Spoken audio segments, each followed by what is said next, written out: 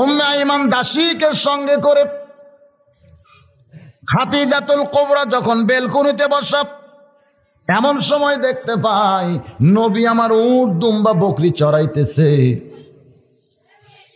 খাদিজাতুল কুবরা বলে, দাসী রে, এই রোদের ভিতরে যুবকটা উট দুম্বা বকরি চড়াই, কিন্তু আমি আশ্চর্য হয়ে যাই তার মাথার উপরে কেন একখণ্ড মেঘ দেখা যায়। দাসী বলতেছে, শুধু মেঘ দেখতেছেন? তাকায় দেখেন তার চেহারার ভিতর থেকে এমন কিছু সৌন্দর্য ফুটে উঠতেছে যেটা দেখলে মানুষের মন কাইড়া নেয়। খাদিজাতুল কুবরা বলে, দাসী রে, মক্কার অনেক নেতারা আমার কাছে বিয়ের প্রস্তাব দিছে, অনেক ধনীরা আমার বিয়ের প্রস্তাব দিছে, কিন্তু আমার 40 বছর বয়সের দিকে বলে আমি তাদের ফিরাইয়া দিছি। কিন্তু আজকে ওই যুবকের চেহারা দেখে আমার মনের মধ্যে এমন প্রেম হলো, আমি যেন আবার নতুন করে বউ সাজতে চাই। দাসী বলতেছে, এটা আপনি বলেন না, কারণ 40 বছর আপনার বয়স, আর যুবকের বয়স কয় বছর? খাদিজাতুল কুবরা বলে, দাসী রে, মনের ভিতরের প্রেম যখন নাড়া দেয় তখন বয়সের দিকে আর কেউ তাকায় না। 40 গেল, 50 গেল, 60 বছরে আবার যৌবন পাইল। এরকম একটা গান বাংলাদেশে আছে না নাই? এরকম একটা গান আছে নাই? বাজান গো, খাদিজাতুল কুবরা নবীর চাচা আবু তালেবকে ডাক দিয়ে বললেন, আপনার এতিম ভাতিজাকে আমি যদি আমার স্বামী হিসাবে বরণ করতে চাই, আপনি কি তাতে রাজি আছেন? নবীর চাচা আবু তালেব চমকে বলে, মা, এই মক্কার মধ্যে তোমার মতন ধনী রমণী একজনও নাই, আমার এতিম ভাতিজারে আপনি কেন বিয়ে করতে চান, যার সালও নাই সুলাও নাই, জন্মের আগেই যার বাপ মরে গেছে? খাদিজাতুল কুবরা বলে, যদি আপনার ভাতিজা রাজি থাকে তাহলে আমার তরফ থেকে কোনো আপত্তি নাই। নবীর চাচা বলতে, আমার ভাস্তাকে কোনো জিজ্ঞাসা করার দরকার নাই, আমি তার অভিভাবক হিসাবে রাজি হয়ে গেলাম। ওই খাদিজার সঙ্গে আমার নবীর বিয়ে হলো। নবীর বয়স তখন 25, খাদিজার বয়স হইল তখন 40।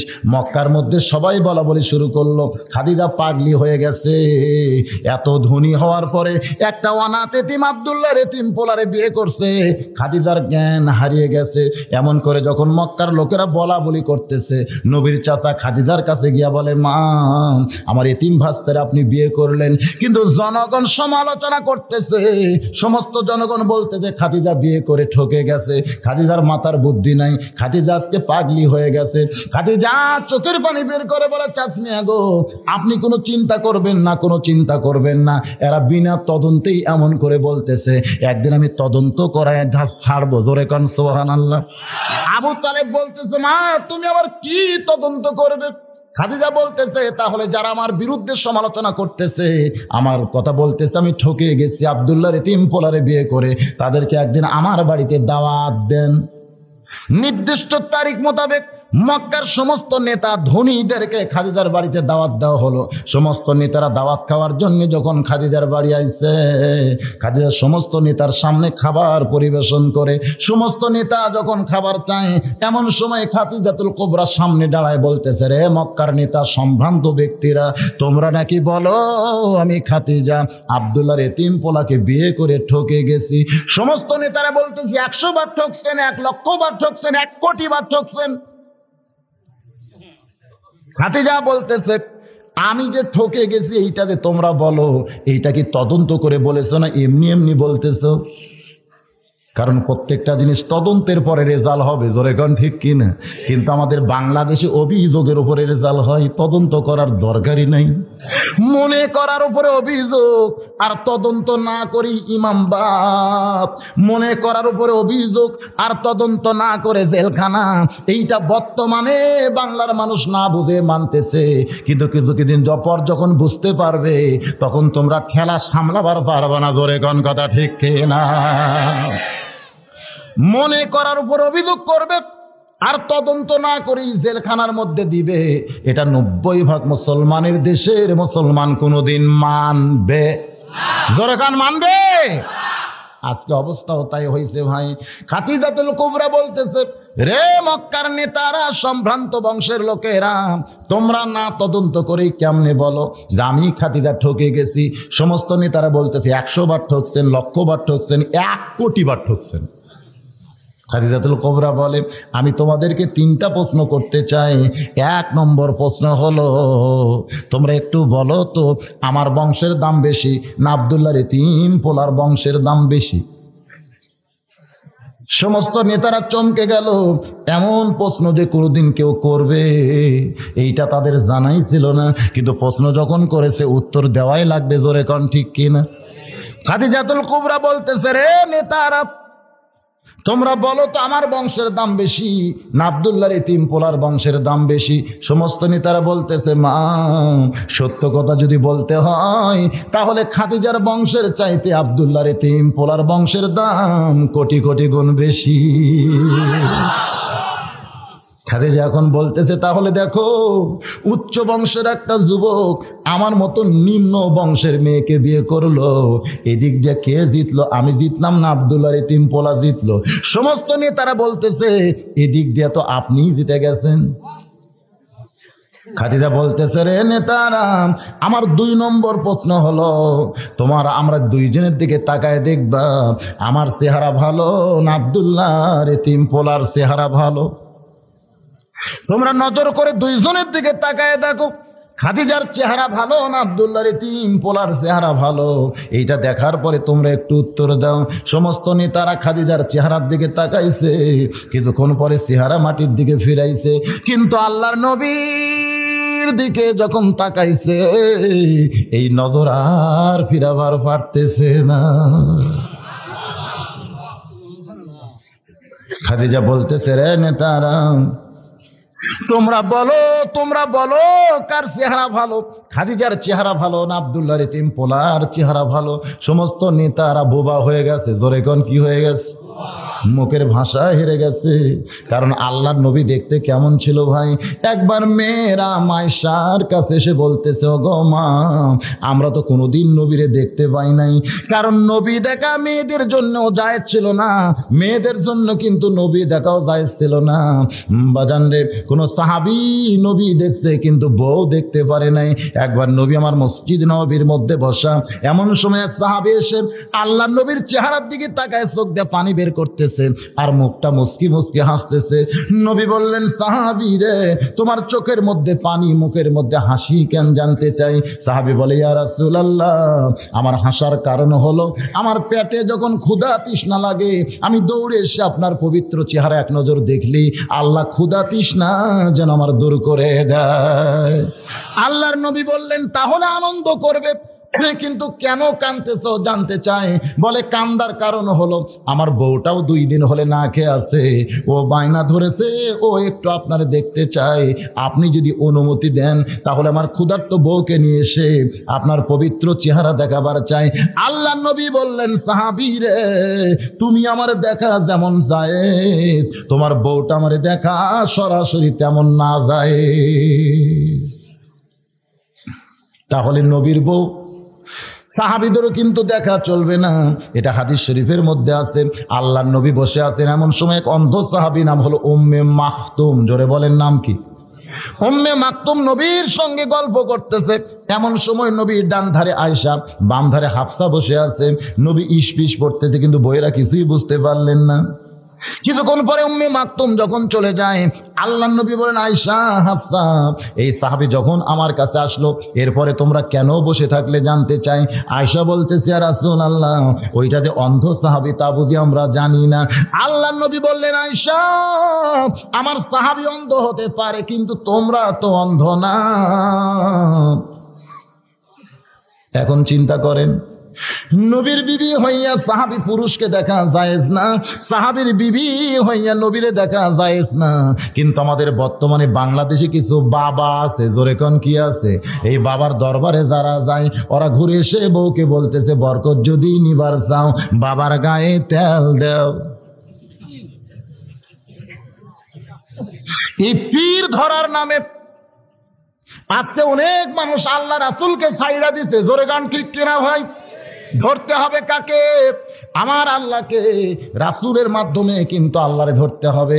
এরও একটা মাধ্যম আছে, খুব খেয়াল করে শোনেন। বাইহাকি শরীফের হাদিস, আল্লাহর একজন মস্ত বড় পয়গম্বর, নাম হলো মুসা কালিমুল্লাহ। ধরে কর নাম কি? ওই মুসা কালিমুল্লাহ একদিন তুর পর্বতে যাচ্ছিলেন। যাওয়ার সময় দেখে শয়তান রাস্তার বাম পাশে বসে কাঁদতেছে। কে কাঁদতেছে? শয়তান রাস্তার বাম পাশে বসে কাঁদতেছে। আল্লাহ নবী মুসা চমকে গিয়া বলে, শয়তান রে, এমন করে তুমি কেন কাঁদতেছো জানতে চাই? শয়তান বলতেছে, নবীজি, আমি একটু তওবা করে ভালো হব, আমি একটু তওবা করে ভালো হব, আর খারাপই আমি করতে চাই না, আমি এখন তওবা করে ভালো হবার চাই। মুসা নবী চমকে গিয়া বলে, শয়তান রে, তুই যদি তওবা করে ভালো হোস তাহলে তো আর কোনো জ্ঞান জাম থাকবে না। শয়তান বলতেছে, আমি সরাসরি আল্লাহর কাছে যাবার পারতেছি না, এই জন্য তো রাস্তায় আপনারে ধরছি। আপনি যখন তুর পর্বতে আল্লাহর সঙ্গে গল্প করতে যাচ্ছেন, আমার কথা একটু আপনি আল্লাহকে বলবেন। মুসা বলতেছে, শয়তান রে, তোর কথা বলে কোনো লাভ নাই, কারণ তোর তওবা আল্লাহ কবুল করবে না। তারপরেও তুই যখন আমারে ধরলি, অবশ্যই আমি তোর কথা আল্লাহকে বলবো। এই বলে মুসা নবী তুর পর্বতে গিয়া আল্লাহর সঙ্গে গল্প করতে করতে করতে করতে আল্লাহর প্রেমের সাগরে যখন ডুব দেয়, জোরে কোন সুবহানাল্লাহ। আল্লাহর সঙ্গে গল্প যখন বান্দা করে, তখন বান্দাকে আর বান্দার হালতে থাকে নাকি? বান্দা তখন প্রেমের সাগরে ডুব দেয়। যদি আপনারা দেখতে চান, তাহলে সকালবেলা এই মাদ্রাসার আঙ্গিনায় এসে আপনারা দেখবেন ভাই, যখন কোনো বান্দা আল্লাহর কোরআন তেলাওয়াত করে, সে কিন্তু মূলত আমার আল্লাহর সঙ্গেই গল্প ধরে। আমি আমার নিজের চোখে দেখছি। আমার এই কাহালো থানার অনেকগুলো হাফিজি মাদ্রাসার উপদেষ্টার মধ্যে আমার নাম রাখছে। মাঝে মধ্যে মহতামি হাফেজ সাহেব বলে, হুজুর, আপনি যেখানেই যান ওয়াজ করেন না কেন, রাস্তার মধ্যে যদি কোনোদিন সময় থাকে তাহলে আমাদের মাদ্রাসা একটু পরিদর্শন করবেন। এরকম সকালবেলায় ওয়াজ করে যাওয়ার সময় একটা মাদ্রাসা আমার রাস্তার পাশে পড়ে গেল। আমি ড্রাইভারে বললাম, বাবা তুমি একটু ব্রেক করে থাকো, আমি একটু মাদ্রাসায় যাই। আমি যখন মাদ্রাসার ভিতরে গেলাম, গিয়ে দেখি প্রত্যেকটা বাচ্চারা কোরআন শরীফ সামনে নিয়ে ঝুঁকতেছে আর পড়তেছে, ঝুঁকতেছে আর পড়তেছে। আমি হাফেজ সাহেবকে বললাম, এখানে না আসলে তো এই দৃশ্য আমি দেখতে পাইতাম না। আমি একটুখানি দুই চোখ বন্ধ করে অন্তরের চোখ দিয়ে খেয়াল করে দেখি, ওই মাদ্রাসার তালবে ইলমগুলো কোনো মাদ্রাসার বারান্দায় পড়তেছে না, ওরা যেন জান্নাতের বারান্দায় কবিতর হয়ে বাকবাকুম করতেছে। হঠাৎ আমার নজর পড়ে যায়, এই 16-17 জনের মধ্যে একজন ছোট্ট বাচ্চা কোরআন পড়তেছে। ওর পড়ার সাইজটা আর অন্যরকম। আমি হাফেজ সাহেবকে বললাম যে এই পুচকে কোরআন পড়তেছে, ওকে ঠিক মতো পড়বার জানে? হাফেজ সাহেব জিব্বায় কামড় দিয়ে বলে, হুজুর, আপনি ওরে পুচকা কইতেছেন? ও যখন মাদ্রাসায় ভর্তি হয়েছিল তখন 4 বছর, বর্তমান 6 বছর চলতেছে। আমি বললাম, 2 বছরের মধ্যে যে হারে ঝুঁকতেছে আর পড়তেছে। বলে, হুজুর, শুধু ঝুঁকতেছে আর পড়তেছে না, এই 2 বছরের মধ্যে কায়দা শেষ করেছে, সিবারা শেষ করেছে, নজরানা শেষ করে 15 পারা হেফজ করে এখন 16 পারায় সবক চলতেছে। আমি আশ্চর্য হয়ে গেলাম। মাত্র 2 বছর বয়সে 4 বছরে ভর্তি হয়েছে, এখন হয়েছে 6 বছর। আমি ছেলেটার পিছনে গিয়ে বসলাম, আস্তে করে বসে কোরআন শরীফ তেলাওয়াত শুনতেছি।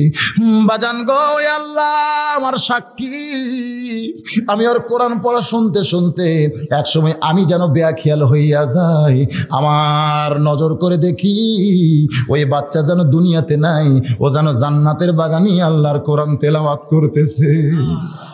সারা রাত জায়গা। আমি সকালবেলায় মাদ্রাসায় গেছি, এইটা মাদ্রাসার মোহতামিমের সহ্য হয়নি যে হুজুর দিনের বেলা ঘুম পড়া বাদ দিয়া যদি পুচকার পিছনে বসে কোরআন পড়া শোনে, হুজুরের ঘুমের ক্ষতি হবে। এই জন্য হাতে একটা পান্টি ছিল, এইটা নিয়ে যখন টেবিলের উপরে বাড়ি মারছে, আমি তাকায় দেখি একটা বাড়ি মারাও সারা, ব্রেক করাও সারা। আমি বললাম, হাফিজ সাহেব কি সর্বনাশ করলেন? আমি এমন একটা সাগরের মধ্যে ঢুকে গেছিলাম, এই সাগর থেকে আমার কেন টেনে বের করলেন? বলে, হুজুর, আপনি সারা জায়গা ওয়াজ করেছেন, এখন এভাবেই কি আর বসে থাকলে হয়? আমি ছোট্ট বাচ্চাকে বললাম, বাবা তুমি যে হারে কোরআন পড়তেছ, তোমার বাপ কি জীবিত আছে? ছেলেটা বলতেছে, আমার আব্বু বাড়িতে আছে, আমার মাও বাড়িতে আছে। তুমি কয়দিন হলে মাদ্রাসায় আইছো? হাফেজ সাহেব বলতেছো হিসাবই ঠিক মতো করতে পারে না। যদি বলে 1 মাস তাহলে বুঝবেন 20 দিন হয়েছে, যদি বলে 20 দিন তাহলে বুঝবেন 1 মাস পার হয়ে গেছে। ও এখন পর্যন্ত সংখ্যার হিসাব জানে না, কিন্তু 15 পারা কোরআন হেফজ করছে। জোরে কোন সুবহানাল্লাহ। তবে আমি বলতে যে হুজুর 1 মাস 2 দিন হয়ে গেছে, এর মধ্যে 3 দিন ওর বাপ আইছে, ওর বাপ বলে চ তোর মা কাঁদতেছে, ও বলে আমি কোরআন পড়া ছাড়া যাব না। আমি ছেলেটারে বললাম বাজান, যেই বয়সে বাবার কাছে মিষ্টি খাবে, যেই বয়সে মায়ের কাছে বায়না ধরবা, সেই বয়সে বাপ মাকে বাদ দিয়ে আল্লাহর কোরআনের মহব্বতে তুমি পাগল হয়েছো, তোমার কি বাপ মার কথা মনে হয় না? ছেলেটা আমার চেহারার দিকে তাকায় কি যেন বলতে চাই, ওর মাথা আমার বুকের মধ্যে নিলাম, দেখে ফোঁপায় ফোঁপায় কাঁদতেছে। এক সময় হাঁটু গেড়ে বসে ওর চোখের পানি দিকে বললাম, বেটারে এমন করে কেন কাঁদতেছিস?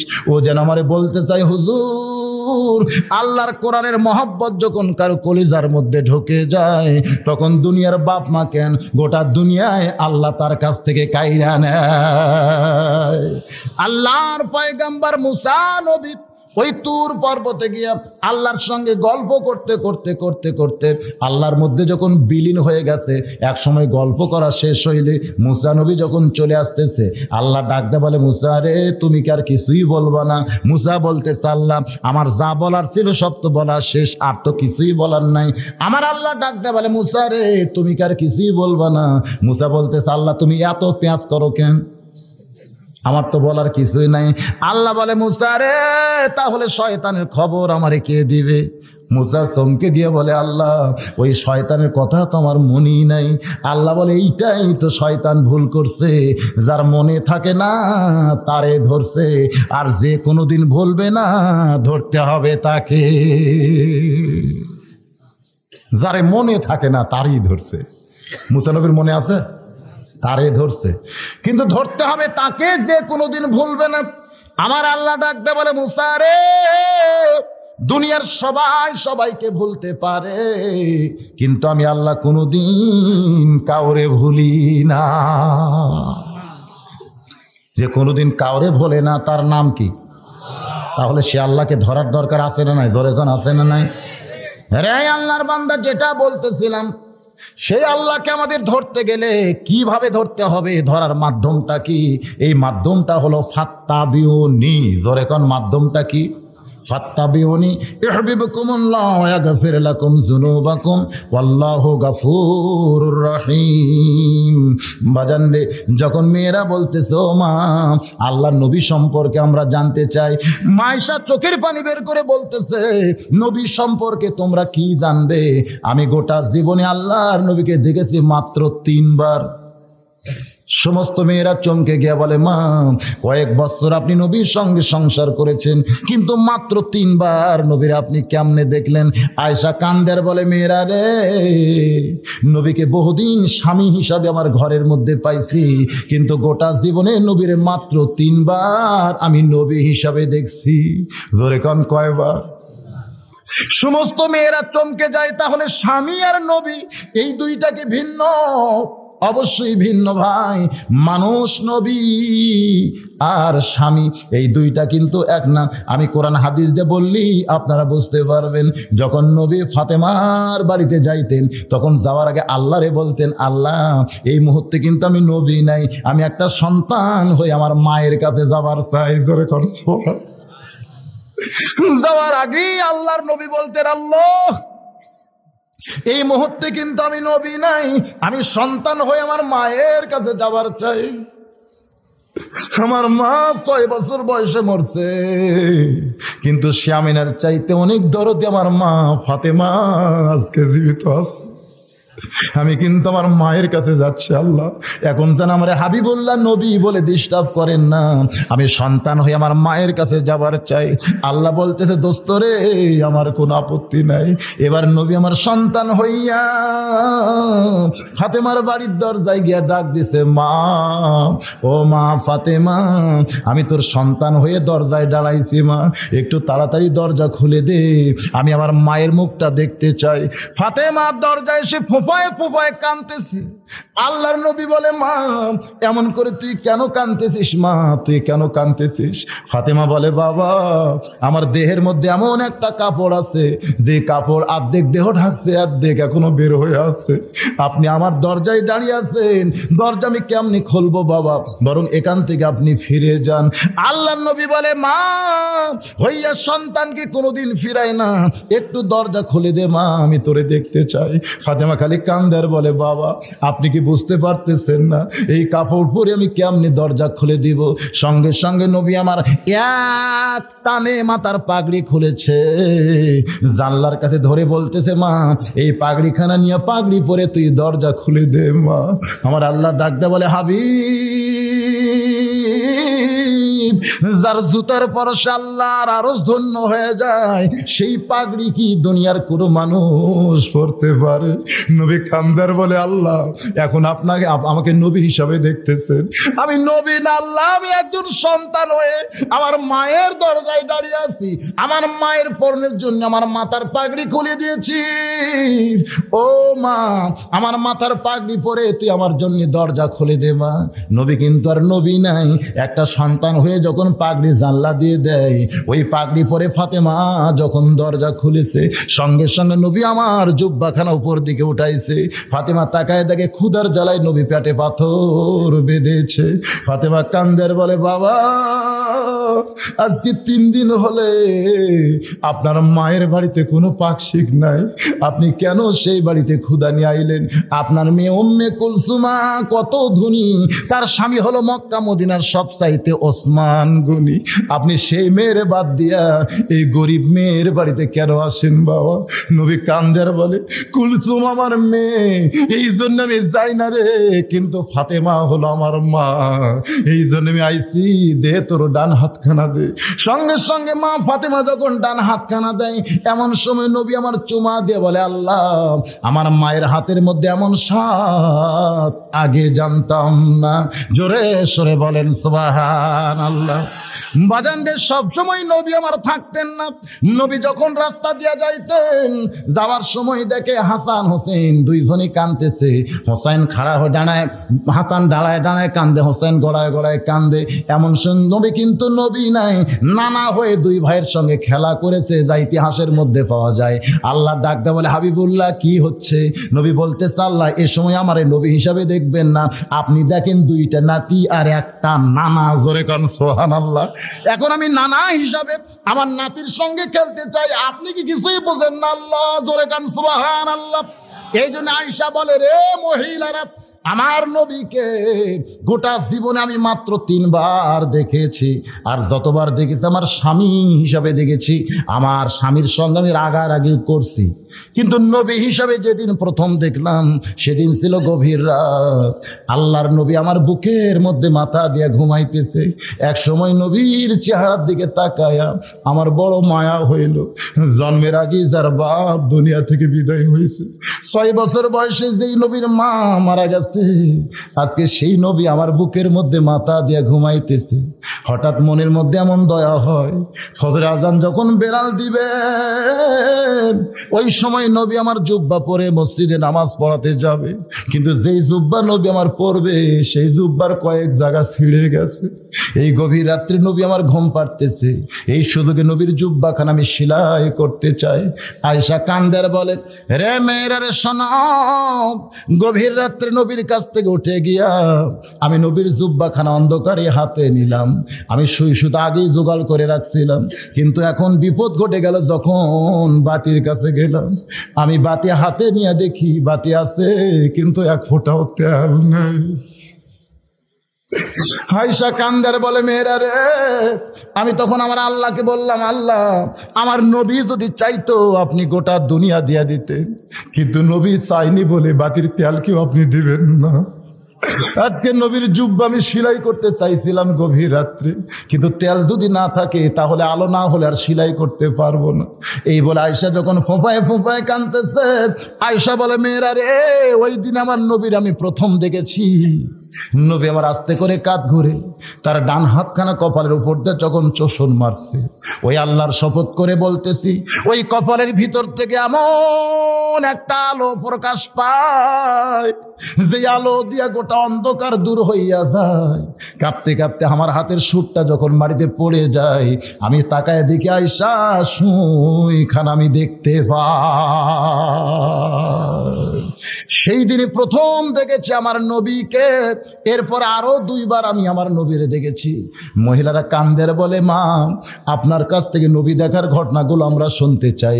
এবার চলে আসতেছি খাদিজার কাছে। খাদিজা বলতেছে, রে নেতারা, তোমরা বলো তো আমার চেহারা ভালো না আব্দুল্লাহর এতিম পোলার চেহারা ভালো?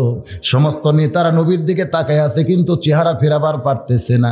খাদিজা বলতেছে, নেতারা তোমরা কি বোবা হয়ে গেলা? আমার 2 নম্বর প্রশ্নের উত্তর তোমাদের দিতে হবে। তোমরাই বলো আমার চেহারা ভালো না আব্দুল্লাহর এতিম পোলার চেহারা ভালো? সমস্ত নেতারা চমকে উঠে বলতেছে, খাদিজা সত্য কথা যদি বলতে হয় তাহলে শুধু খাদিজা না, এমন চেহারার মানুষ পৃথিবীতে কোনোদিন আর আসবে না। জোরে করে কাফের নেতারাও পর্যন্ত বলেছে, সত্য যদি বলতে হয় শুধু খাদিজা না, এমন সুন্দর মানুষ পৃথিবীতে কোনোদিন আর আসবে না। খাদিজা বলতেছে, তাহলে এখন বলো তো, আমার মতন কম সুন্দরী একটা মেয়ে সুন্দর একটা যুবককে স্বামী হিসাবে পাইছে, এদিক দিয়ে আব্দুল্লাহর এতিম পোলা জিতেছে না আমি জিতেছি? সমস্ত নেতারা বলতেছে, এদিক দিয়েই তো খাদিজাই জিতে গেছে। খাদিজা বলতেছে, রে নেতারা, তোমাদের কাছে আমার 3 নম্বর প্রশ্ন হলো, আমার বয়স বেশি না আব্দুল্লাহর এতিম পোলার বয়স বেশি? সমস্ত নেতারা বলতেছে, আপনার বয়স হলো 40 বছর আর আব্দুল্লাহর এতিম পোলার বয়স হলো 25 বছর। তাহলে এখন তোমরাই বলো, আমার মতন 40 বছরের একটা বিধবা নারী 25 বছরের একটা তরতাজা যুবককে স্বামী হিসাবে পাইছি, এদিক দিয়ে আমি ঠকেছি না আব্দুল্লাহর এতিম পোলা ঠকেছে? সমস্ত নেতারা বলতেছে, এই দিক দিয়ে তো খাদিজাও জিতে গেছে। খাদিজা বলতেছে, যদি বংশের দিক দিয়ে আমি জিতি, চেহারার দিক দিয়ে আমি ভালো স্বামী পাইয়া জিতি, আর বয়সের দিক দিয়ে যুবক একটা স্বামী পাইয়া যদি আমি দিতে যাই, তাহলে তোমরা কেন বাইরে বলা বলি করো খাদিজা বিয়ে করে ঠকে গেছে, খাদিজা বিয়ে করে ঠকে গেছে? তোমরা তদন্ত না করে এই মিথ্যা কথাটা কেমনে বলো? সমস্ত নেতারা বলতে যে, খাদিজা আমরা যেইটা প্রথমে খেয়াল করেছি সেইটা হলো, খাদিজা মক্কার মধ্যে সবচাইতে ধনবতী রমণী, একটা অনাথ এতিমরে বিয়ে করেছে, এই গরিবরে বিয়ে করার জন্যই খাদিজা ঠকে গেছে। খাদিজা বলতেছে, এইটা যদি তোমাদের সকার একটা মানতন্ত্র হয়, এইটা যদি তোমাদের দাড়িপাল্লা হয়, তাহলে তোমরা শুনে নাও, খাদিজার যত সম্পদ আছে ওই আল্লাহকে সাক্ষী করে আজকে সমস্ত সম্পদ আব্দুল্লাহর এতিম পোলার পায়ে দিয়া দিলাম। জোরে সরে বলি সুবহানাল্লাহ। বাজান গো, 25 বছর থেকে এক টানে নিয়ে গেলাম নবীর 37 বছর। খুব খেয়াল করে শুনবেন, কারণ কুল ইন কুনতুম তুহিব্বুনাল্লাহ ফাত্তাবিউনি, এইটা যদি আমরা বুঝতে চাই আমার নবীকে জানতে হবে। জোরে কোন ঠিক কিনা ভাই? নবীর বয়স যখন 37 বছর, ওই সময় নবী কিন্তু খাদিজাতুল কুবরার কাছে আর বেশি সময় দিতেন না। ওই সময় নবী একটা নির্জন জায়গা বেছে নিয়েছিলেন, সেই জায়গার নাম হলো হীরা গুহা। জোরে কোন কি গুহা? ওই হীরা গুহার মধ্যে নবী আমার 3টা বছর কাটাইলেন একাধারে। ওই 3 বছরের শেষ বছর 40-এ নবী যখন পা দিলেন, এমন সময় আমার আল্লাহ ডাক দিয়ে বললেন, জিব্রাইল যা রে জিব্রাইল যা, এই লহে মাহফুজ থেকে আল্লাহর কোরআনের কয়েকটা আয়াত নিয়ে আমার দোস্তের কাছে যা। ফেরেশতা জিব্রাইল আল্লাহর কোরআনের কয়েকটা আয়াত নিয়ে আইলাম হীরা গুহায়। খুব খেয়াল করে শুনতে হবে, ফেরেশতা জিব্রাইল আল্লাহর কোরআনের কয়েকটা আয়াত নিয়ে আসলেন হীরা গুহায়। একটু দূরে থেকে ফেরেশতা জিব্রাইল ওই গুহার ভিতরে তাকায় দেখতেছে। শুধু 2 চোখ দিয়ে জিব্রাইল দেখতেছে না, অন্তরের চক্ষু দিয়া জিব্রাইল দেখতে পায় আইলাম আল্লাহর কাছ থেকে নবীর কাছে হীরা গুহায়। কিন্তু এখানে আসার পরে আল্লাহ আর নবীরে দেখা যায় এক জায়গায়। জোরে সরে বলেন সুবহানাল্লাহ। জিব্রাইল যখন আল্লাহর নবীকে দেখেছে আল্লাহর সঙ্গে এক জায়গায়, ওই সময় কিন্তু নবী এমন একটা সাগরের মধ্যে ডুব মারছিলেন, যে সাগরটা প্রত্যেকটা আল্লাহর বান্দার বাম স্তনের 2 আঙ্গুল নিচে বিরাজ করতেছে। ডুব দিলে ডুবারও হবে, মণিমুক্তা খুঁজে পাবে, পুরা হইবে মনস্কাম, বাম স্তনের 2 আঙ্গুল নিচে তোমার কলব সাগরের মোকাম। সুবহানাল্লাহ বলেন। এই হীরা গুহার মধ্যে আল্লাহর নবী কলবের সাগরের মধ্যে ডুব দিয়েছেন। বাজানগো, যেইটা আল্লাহর ওলির পথে পাওয়া যায়, অনেকে বলে এগুলো আল্লাহর ওলিরা পায় কোথায়? ফেরেশতা জিব্রাইল আল্লাহর নবীকে সালাম দিয়ে ডাক দিয়ে বললেন, ইকরা। খুব খেয়াল করবেন, সর্বপ্রথম যে শব্দটা দুনিয়াতে কোরআনের জন্য নাজিল হয়েছে সেই শব্দের নাম কি? আরো জোরে কান কি? ইকরা। ইকরা মানে কি?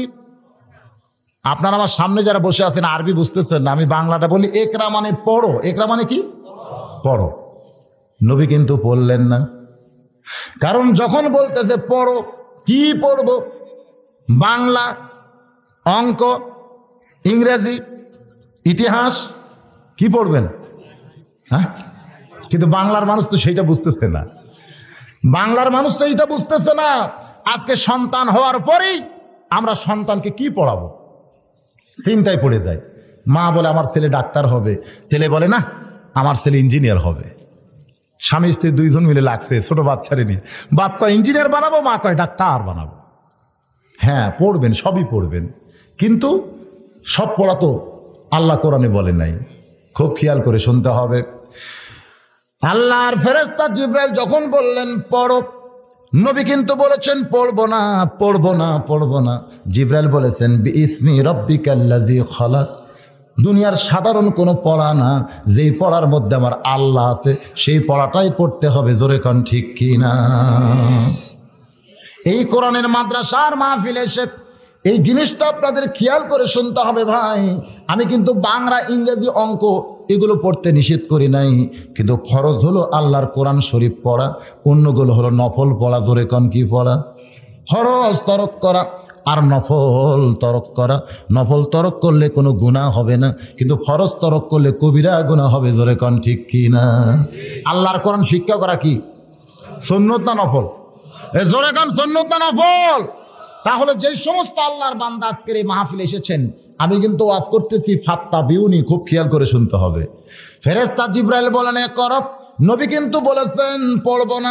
যখন বলেছে বিইসমি রব্বিকাল্লাযী খলাক, তখন কিন্তু নবীর পড়তে আর কোনো আপত্তি নাই।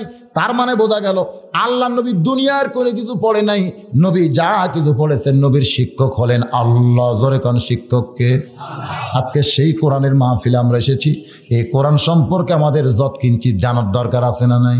আমি ছোট্ট একটা দৃষ্টান্ত যদি আপনাদের দেই, কোনো ধনী মানুষ পৌষ মাসে যদি একটা গরিব মানুষকে ডাক দেয়া বলে ভাই পৌষ মাসের মাগরিব, এশার, ফজরের নামাজের ওযু করতে আমার বড় কষ্ট হয়, তবে নামাজ পড়তে আমার কোনো কষ্ট হয় না। এই 3 ওয়াক্ত নামাজের 1 মাস যদি তুমি ওযু করে দাও, মাস গেলে তোমাকে 1000 টাকা বেতন দেব। তুমি কি পারবে আমার 3 ওয়াক্ত নামাজের ওযু করে দিতে? গরিব বলতে শুধু তোমার একলা না, আরো 10টা ধনী যদি এই চুক্তি আমারে দিত, আমার কামাই ভালোই হইতো। আমার কথা কি বুঝতে পারছেন? সেদিন থেকে গরিব 2 বার ওযু করে, আর ধনী লোকটা ওযু ছাড়াই নামাজ পড়ে। একদিন এক লোক দেখতেছে গরিব 2 বার মাগরিবের নামাজ ওযু করতেছে, জিজ্ঞাসা করে ভাই তুমি 2 বার ওযু করলে কেন? বলে প্রথমটা করছে আমার, আর দ্বিতীয়টা করছে এই ধনী ব্যক্তির। ধনী ব্যক্তি মাস গেলে আমার 1000 টাকা বেতন দিবে, এই বেতনের আশায় আমার ওযু করতেছি, ধনীর ওযু করতেছি, আর ধনী লোকটা ওযু ছাড়াই নামাজ পড়তেছে। আপনারা বলেন তো ধনী লোকটার কি নামাজ হবে? কারণ নামাজ পড়ার জন্য ওযু করা যে এরকম শর্ত, আল্লাহর কোরআন শিক্ষা করা, ঈমান রক্ষা করার ব্যাপারে সেই রকম শর্ত।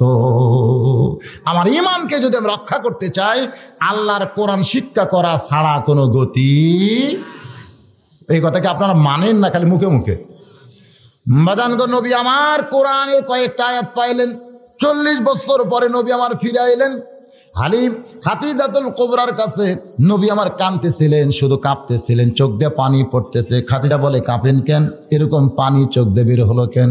নবী কান্দের বলে খাদিজা বিশাল একটা দায়িত্ব আল্লাহ আমারে দিছে কোরআন দিয়া। জোরে কোন কি দিয়া? কারণ এতদিন নবী কিসের উপরে দাওয়াত দিবেন, কোন দলিলে দাওয়াত দিবেন? নবীর কাছে কোনো দাওয়াতের দলিল ছিল না। আল্লাহর কোরআন নাজিল করে তিনি দাওয়াতের দলিল পাইলেন খাদিজার কাছ থেকে। বাজানগো, নবী আমার দাওয়াতের কাজে বের হইলেন। খুব খেয়াল করে শোনেন, নবী যখন দাওয়াতের কাজে বের হবেন, পিছন দিক থেকে খাদিজাতুল কুবরা বলতেছে নবী গো আপনি চিন্তা করবেন না, আপনি চিন্তা করবেন না। নবী বলেন খাদিজারে আমার মাথায় বহু চিন্তা। যেই মক্কার লোকেরা হাজার হাজার আল্লাহকে মানে, সমস্ত আল্লাহকে বাদ দিয়া লা ইলাহা ইল্লাল্লাহ একমাত্র আল্লাহর দাওয়াত দেওয়া, এই দাওয়াত কি মক্কার লোকেরা গ্রহণ করবে? এরকম নানা চিন্তার মধ্যে নবী আমার ভুগতেছে। বাজানগো, খাদিজাতুল কুবরা পিছন দিক থেকে বলে ইয়া রাসূলুল্লাহ আপনার সঙ্গে আল্লাহ আছে। জোরে কোন কে আছে? আপনার কোনো টেনশন নাই। তখনও কিন্তু খাদিজা ঈমান গ্রহণ করেনি, শুধু নবীকে এরকম সাহস যোগাইতেছে। নবী আমার সকালবেলায় খুব সকালে খেয়াল করেন, ফজরের নামাজ তখনও হয়নি বাজান, নামাজ কিন্তু একটু পরে ফরজ হয়েছে। সকালবেলায় নবী আমার দাওয়াত নিয়ে যখন দরজা খুলেছেন, এমন সময় দেখতে পাই 7 বছর 9 মাস বয়সের একটা ছোট্ট বাচ্চা সামনে দাঁড়াইছে। আল্লাহ নবী চমকে বলে, আলী রে, এই মুহূর্তে তোরে খাবার দিবার পারবো না, তুই 2খানা হাত বাড়াইছিস কেন? আমার পকেটে কোনো খাওয়া নাই। আলী কান্দের বলে, নবীজি আপনার কাছে বুঝি আমি সবসময় খাবার চাই? আপনি বলেন তো আমি কি কোনোদিন খাবার চাইছি? আমার যখন খিদা লাগে তখন আপনার সামনে দাঁড়াই, আমার মুখের দিকে তাকায় বলেন ওই জায়গায় খাবার আছে, আমি দৌড়ে গিয়া খাই। যদি আপনি খাবার কথা না বলেন, আমি সারা রাত না খাইয়া ঘুমাই, কোনোদিন তো খাওয়ার জন্য বায়না ধরি নাই। আল্লাহ নবী বলে, আলী তাহলে আজকে কেন 2 হাত বাড়ায় তুই পট আটকে দিলে? ছোট্ট বাচ্চা আলী বলতেছে, নবীজি আপনার ঘরের মধ্যে যখন গল্প করতেছিলেন তখন আমি শুনতে পেয়েছি আপনাকে দাওয়াতের কাজেই বের হচ্ছেন, তাহলে সর্বপ্রথম আমাকে দিয়াই আপনি কাজটা শুরু করে। তারিক ইবনে হিশামের মধ্যে আছে, আল্লাহর নবী খুশি হয়ে বলেছেন, রে দুনিয়ার মানুষেরা শুনে নাও, সবাইকে দাওয়াত দেওয়ার পরে দিন গ্রহণ করেছে, কিন্তু আমার আলীকে দাওয়াত দেওয়ার আগেই আমার আলী দিন আমার কাছ থেকে চেয়েছে। এই জন্য নবী বলেন, ইমানের দিক দিয়ে আমার আলীকে ড্যাঙ্গানোর মতন কোনো মানুষ পৃথিবীতে নাই। নবী বলেছেন, নামাজের দিক দিয়ে আমার আলীকে ড্যাঙ্গায় যাবে এমন কোনো মানুষ কিয়ামত পর্যন্ত হবে না। আল্লাহ নবী বলেছেন, দাওয়াতের দিক দিয়ে আমার আলীকে ড্যাঙ্গায় যাবে এমন কোনো মানুষ কিয়ামত পর্যন্ত হবে না। আল্লাহ নবী বলেছেন, জিহাদের দিক দিয়ে আমার আলীকে ড্যাঙ্গায় যাবে এমন মানুষ কিয়ামত পর্যন্ত কোনোদিন হবে না। জোরে সরে কন্যা সুবহানাল্লাহ। এখানে হযরত আলী ব্যাপারে কয়টা কথা বললাম? 1 নম্বর কি? ঈমান। জোরে করে 1 নম্বর কি? 2 নম্বর কিন্তু নামাজ। ঈমান গ্রহণ করার পরেই যে জিনিসটা লাগবে সেই জিনিসের নামটা কি? নামাজ পড়তে যে জিনিসগুলো লাগবে সেই জিনিসটা কি? কোরআন ছাড়া কি নামাজ পড়া যাবে? বাজার সব কিন্তু সবের সঙ্গে জড়িত আছে, একটু খেয়াল করে শোনেন। হযরত আলী ঈমানের ব্যাপারে আমরা শুনলাম নবীর হাতে সর্বপ্রথম ঈমান গ্রহণ করেছে, তার নাম কি? কিন্তু নামাজের ব্যাপারে আমাদের কি জানা আছে? নামাজের ব্যাপারে জানেন হযরত আলীর ব্যাপারে? নামাজি তিনি কেমন ছিলেন? আল্লাহর নবী যেদিন প্রথম বললেন আশারে মুবাশশারা, এই দুনিয়াতেই 10 জন জান্নাতের সুসংবাদ পাইছে, সাহাবীরা বললেন, হুজুর আপনি যদি বলতেন তাহলে আমরা শুনতাম। নবী বলতেছেন, যদি 10 জনের নাম বলি বাদ বাকি তোমরা বুঝে আফসোস করবে, তোমরা শুনে নাও, আমি নবী বলতেছি আমার প্রত্যেকটা সাহাবী বিনা হিসাবে জান্নাতি। কিন্তু আমার আল্লাহ এখানে 10টা নাম ঘোষণা করেছে। 1 নম্বর আবু বকর, 2 নম্বর ওমর, 3 নম্বর ওসমান, 4 নম্বর আলী, 5 নম্বর আব্দুর রহমান ইবনে আওফ, 6 নম্বর জুবাইর, 7 নম্বর তালহা, 8 নম্বর সাদ ইবনে আবু ওয়াক্কাস, 9 নম্বর হলো আবু সাঈদ, 10 নম্বর হলো ওবাদা ইবনুল জাররা। এই 10 জনই হলেন আশারে মুবাশশারা। জোরে কোন সুবহানাল্লাহ। এমন সময় হযরত আলী দাঁড়িয়ে বলে, ইয়া রাসূলুল্লাহ এই 10 জনের মধ্যে কি আমি আছি? নবী বললেন, তুমি কি তোমার নাম শুনতে পাওনি? আলী বলতেছে, অন্য কোন আলী হতে পারে। আল্লাহ নবী বলেন, অন্য কোন আলী না, যে হলো আমার চাচাতো ভাই, যে হইল ফাতেমার স্বামী। জোরে কর না সুবহানাল্লাহ। হযরত আলী বলে, ইয়া রাসূলুল্লাহ তাহলে 10 জন সার্টিফিকেট পাওয়ার মধ্যে আমি একজন। আল্লাহ নবী বলে, অবশ্যই তুমি একজন। আলী বলতেছে, নবীজি আজ থেকে যদি আমি সব কিছু বাদ দিয়ে দেই, যদি নামাজ বাদ দেই, রোজা বাদ দেই, জিকির করা বাদ দেই, আমি সব আল্লাহর হুকুম যদি বাদ দিয়ে দেই, তারপরেও কি আমি জান্নাতি? আল্লাহর নবী বলেন, আলী রে, আল্লাহ যেইটা ঘোষণা করেছে তুমি সব কিছু বাদ দিলেও আল্লাহ তোমাকে জান্নাত থেকে বাদ দিবে না। জোরে কর সুবহানাল্লাহ। তুমি সব কিছু বাদ দিলেও আল্লাহ তোমাকে জান্নাত থেকে বাদ দিবে না। আলী বলতেছে, নবীজি একসঙ্গে কি আর সব বাদ দেওয়া যায়? আজ থেকে আমি আর ফজরের নামাজ পড়বো না, একে একে বাদ দেই। আজ থেকে আমি আর ফজরের নামাজ পড়বো না। হযরত আলী এশার নামাজের পরে নবীর সামনে হাঁটু গেড়ে বসে বলতেছে, নবীজি আর ফজরের নামাজে কিন্তু আমি আসবো না। নবী মুস্কি হাসি দিয়ে বললেন, ঠিক আছে, না আসলেও তুমি জান্নাতি। জোরে কোন সুবহানাল্লাহ। হযরত আলী নবীর কাছে মসজিদে নববীতে ফজরের নামাজ পড়বে না, এই স্বীকারোক্তি দিয়া বাড়ির মধ্যে ঢুকিয়ে ডাক দিছে, ও হাসান হোসেনের মা। ফাতেমা বলতেছে, স্বামীরে এমন করে কেন ডাকতেছেন? বলে, বেলাল যখন আজান দিবে ফজরের, খবরদার যেন আমারে ডাক দিও না। ফাতেমা খালি মুচকি মুচকি হাসতেছে। সুবহানাল্লাহ। হযরত আলী বলে, হাসো কেন? আমি যেইটা বলতেছি তুমি কি বিশ্বাস করতেছো না? আজ থেকে কিন্তু আমি আর ফজরের নামাজ পড়বো না। ফাতেমা বলতেছে, ঠিক আছে পড়বেন না, তাতে আবার কি? বলে, আমার যেন ভুল করে ডাক দিও না, কারণ হযরত বেলাল যদি আজান দেয় আর তুমি যদি আমারে ডাক দাও, আমার ঘুমের ক্ষতি হবে। ফাতেমা খালি মুচকি মুচকি হাসতেছে আর মনে মনে ভাবতেছে, আজ পর্যন্ত কোনো দিন আপনারে ডাক দেওয়া লাগলো না, আজকে আবার ডাকের প্রশ্ন কেন উঠতেছে? বাজান রে, হযরত আলী বাড়িতে এসে যখন ঘুমিয়ে যায়, মা ফাতেমা উরাতের উপরে হযরত আলীর মাথাখানা নিয়ে চুলের মধ্যে বিলকি কাটতেছে। আলী চোখের পানি বের করে বলে, ফাতেমা তুমি কি জানো না তুমি জান্নাতি নারীদের নেত্রী হবে? তারপরেও ঘুম জায়গা, স্বামীর এমন খেদমত কেন করো জানতে চাই। ফাতেমা মুচকি মুচকি হাসে বলে, স্বামী গো, আপনি যদি শুধু হাসান হোসেনের বাপ হইতেন তাহলে আমি কিছুই মনে করতাম না, কিন্তু বাবা যেদিন বলেছে ফাতেমা আমার আলীর সঙ্গে কোনোদিন বেয়াদবি করবি না। ফাতেমা কান্দের বলে, বাবা এ কথা কেন বলতেছেন জানতে চাই। নবী বলেন, ফাতেমা রে, কার দিয়া বলে, আল্লাহু আকবার। ও দরদি আল্লাহ, আপনার বান্দা সমূহের মধ্যে সবচাইতে পছন্দনীয় যুবক বান্দা আমার ফাতেমার জন্য কবুল করেছেন কে গো আল্লাহ জানতে চাই। বলে, সেইটা হলো আপনার আলী, সেইটা হলো আমার আলী। বাজান রে, নবী আমার কান্দের বলে, ফাতেমা যে আলীকে আমার আল্লাহ পছন্দ করেছে তোর জন্য মা, ওই আলীর সঙ্গে যেন তুই কোনোদিন বেয়াদবি করিস না। সেদিন থেকেই ফাতেমা জানে আমার স্বামীর দাম কত। জোরে কোন সুবহানাল্লাহ। বাজান রে, তারিক ইবনে হিশামের মধ্যে আছে, হযরত আলী একদিন গভীর রাত্রে ঘুম থেকে চেতন পাইয়া দেখে মা ফাতেমা হযরত আলীর তালুতে জয়তুনের তেল মালিশ করতেছে, স্বামীর পায়ে জয়তুনের তেল মালিশ করতেছে। হযরত আলী ঘুম থেকে চেতন পায়ে চমকে ওঠে, ফাতেমার হাত একটা নিয়ে একটা চুমা দেয়া বলে, ফাতেমা যেই মানুষটা জান্নাতি নারীদের নেত্রী হবে আর সেই মানুষ ফাতেমা ঘুম বাদ দিয়ে স্বামীর পায়ে কেন তেল মাখতেছে? ফাতেমা স্বামীর পা জোড়ে ধরে বলে, স্বামী গো, আমার আল্লাহ ফাতেমাকে জান্নাতের নারীদের নেত্রী বানাইছে, এইটা যে আল্লাহর রহমত আমি জানি, আর তোমার খেদমত করে জান্নাত পাবো এইটা আমি মানি।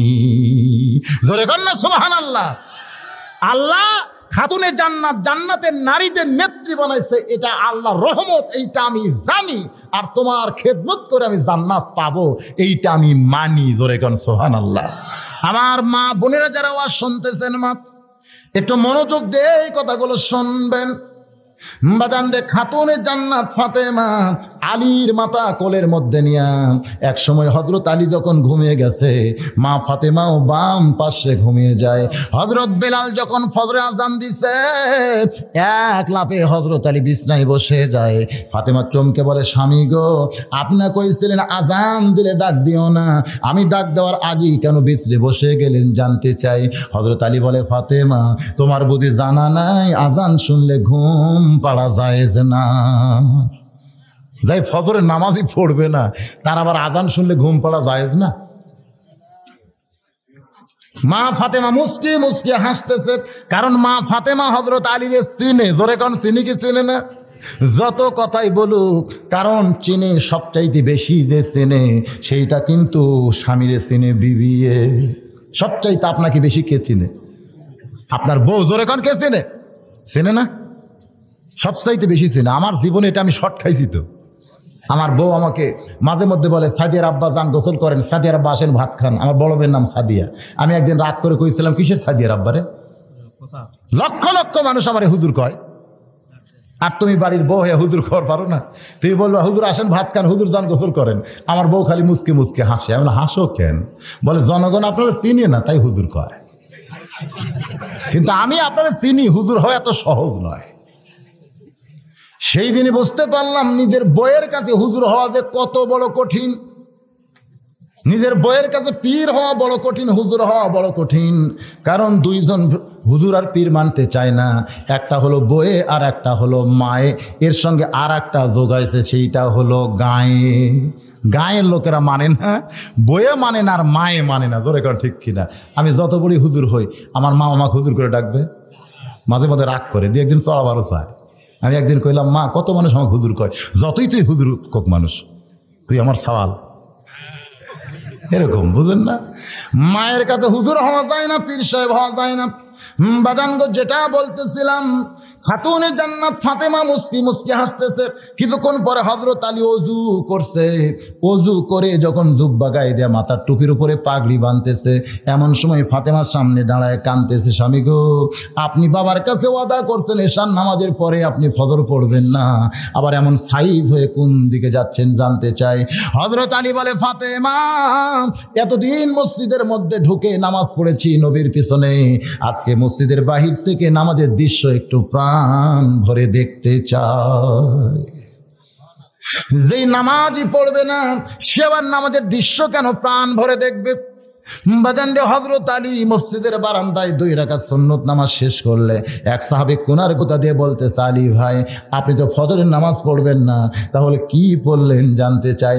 আলী বলতেছে, আমি না হয় ফজর পড়বো না, তাই বলে কি সুন্নত পড়তে পারবো না? কিছুক্ষণ পরে হযরত বেলাল যখন কামাতিস সালাহ কামত দেয়, হযরত আলী আবু বকর আর ওমরের মাঝখানে ঠেলা দিয়া মাঝখানে দাঁড়ায় আল্লাহু আকবার নিয়ত বানছে। ফজরের নামাজের সালাম ফিরে আল্লাহ নবী যখন সাহাবীর দিকে মুখ ঘুরাইছে, আলীরে দেখার পরে নবী আমার মুচকি মুচকি হাসতেছে। নবী বললেন, আলী, তুমি না কইছো ফজরের নামাজ পড়বো না, আবার সামনে কাতারে তোমারে কেন দেখতে পাই? হযরত আলী দাঁড়িয়ে ছোট বাচ্চার মতন শুধু কান্দে, শুধুই কান্দে। আল্লাহর নবী বলেন, আলী রে, এমন করে কেন কাঁদতেছো বাবা, জানতে চাই। হযরত আলী কান্দের বলে, নবীজি, বহু চেষ্টা করেছি আমি নামাজ পড়বো না, বহু চেষ্টা করেছি আমি নামাজ পড়বো না, কিন্তু আমি নামাজ ছাড়তে চাইলে কি হবে? নামাজি আলীরে ছাড়ে না। এই জন্য আল্লাহ নবী বলেছেন, নামাজের দিক দিয়ে আমার আলীকে ডেঙ্গায় যাবে এমন কোন নামাজি পৃথিবীতে হবে না। বাজান গো, আর এক আলীর গুণ ছিল দাওয়াতের গুণ। জোরে কোন কিসের গুণ? আল্লাহ নবী এও বলেছেন যে আবু জেহেলকে আমি 400 বার দাওয়াত দিয়েছি। আল্লাহ নবী আবু জেহেলকে কতবার দাওয়াত দিয়েছে? কিন্তু আমার আলী যদি 4 বার আবু জেহেলের কাছে যাইতো, আবু জেহেল ঈমান গ্রহণ করত। সাহাবেরা বলেন, হুজুর, তাহলে আপনি না যায় আলীরে পাঠাইলেই তো আপনি পারতেন। নবী বলতেন, সাহাবীরা রে, আমার আলীর কাছে দাওয়াতের ইলম যেমন আছে, কিন্তু আলীর কাছে আবার। আসসালামু আলাইকুম ওয়া রাহমাতুল্লাহি ওয়া বারাকাতুহু। আলহামদুলিল্লাহ আলহামদুলিল্লাহি নাহমাদুহু ওয়া নাস্তাঈনুহু ওয়া নাস্তাগফিরুহু ওয়া নু'মিনু বিহি ওয়া নাতাওয়াক্কালু আলাইহি ওয়া নাউযু বিল্লাহি মিন শুরুরি আনফুসিনা ওয়া মিন সাইয়্যাতি আমালিনা মান ইয়াহদিয়াল্লাহু ফালা মুদিল্লা লাহু ومن يضلله فلا هادي له।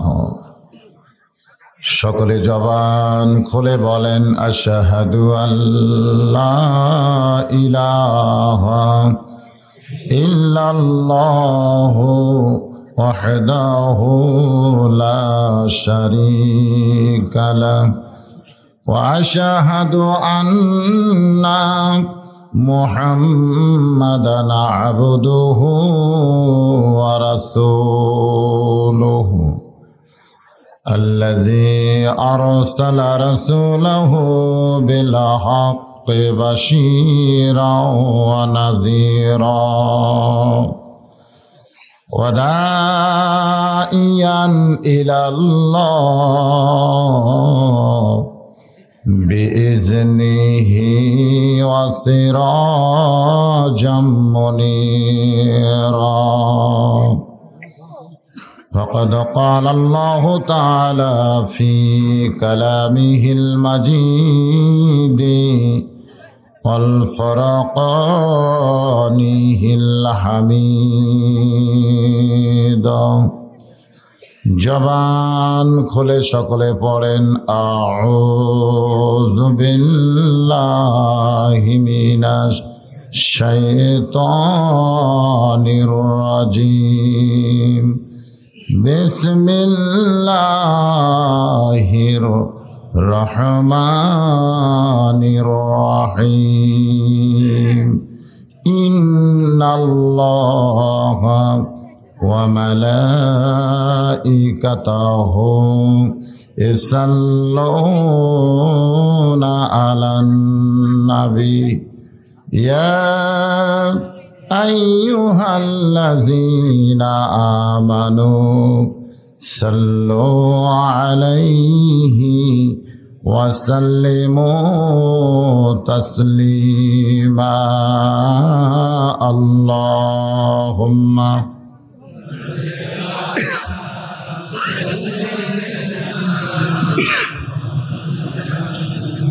وعلى آل سيدنا شفيعنا পাহাড়ের ধুলি লাগিয়া মুসা নবীর সম্মান বেড়ে যায় নূর নবীজির জুতার ধুলাই আল্লাহর আরশ ধন্য হয় আল্লাহুম্মা সাল্লি আলা মাওলানা মুহাম্মদ ওয়া আলা আলি সাইয়্যিদিনা শফিআনা উহুদের ময়দানে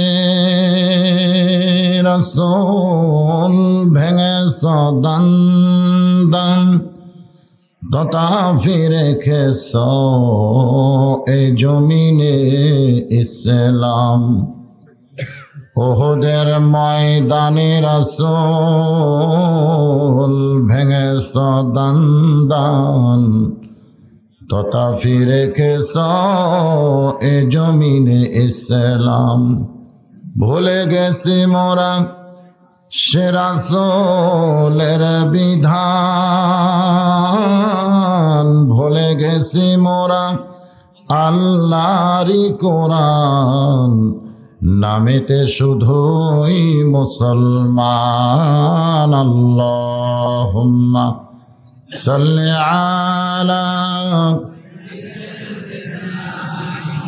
মাওলানা মুহাম্মদ ওয়া আলা আলি সাইয়্যিদিনা শফিআনা মশরিকে হুব্বে মুহাম্মদ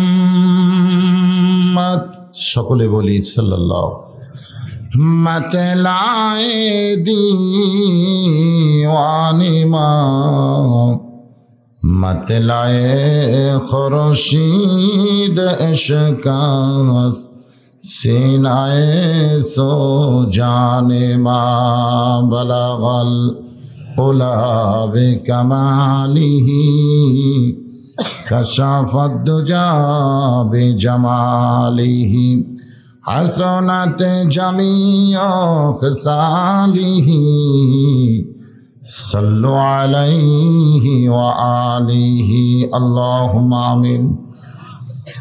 জান্নাতের বাগান থেকে জান্নাতি মানুষদেরকে নিয়ে গভীর রাতে আমি গুনাহগার তোমার রহমতের দরজায় দুখানা হাত তুলেছি আল্লাহ।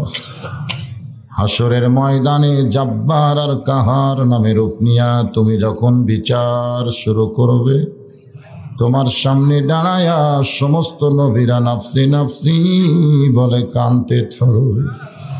এমন কঠিন অবস্থা হাসরে হবে, সেদিন সমস্ত নবী তার উম্মতকে ভুলে যাবে, শুধু বলবে আল্লাহ আমার কি হবে, আমার কি হবে।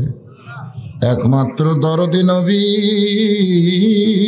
শাফাতের কান্দারি, ইয়া রব্বি হাবলি উম্মতি বলে সেজদায় পড়ে যায়। আল্লাহ ডাক দিয়া বলবেন, ইয়া হাবিবুল্লাহ, আজকে হাসরের ময়দানে আপনি কাঁদবেন না, আপনাকে পাওয়ার জন্য আমার বেহেশতগুলো কাঁদতেছে। নবী বলবেন, আল্লাহ বেহেশত আমাকে পাওয়ার জন্য কান্দে, আর আমি কাঁদতেছি আমার গুনাহগার উম্মত সহ বেহেশতে যাওয়ার জন্য। যে রাসূল হাসরের ময়দানে কাঁদবেন, আজ কান্দেন মদিনায়, সে রাসূলের জন্য আমাদের কলিজায় একটা বার কান্দে না।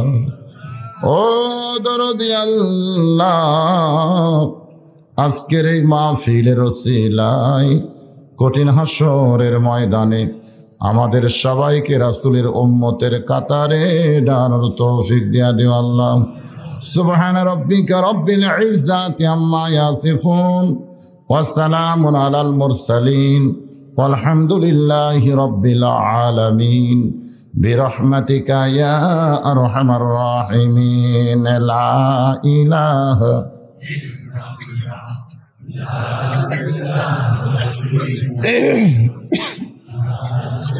জোরে জোরে লা ইলাহা ইল্লাল্লাহ, লা ইলাহা,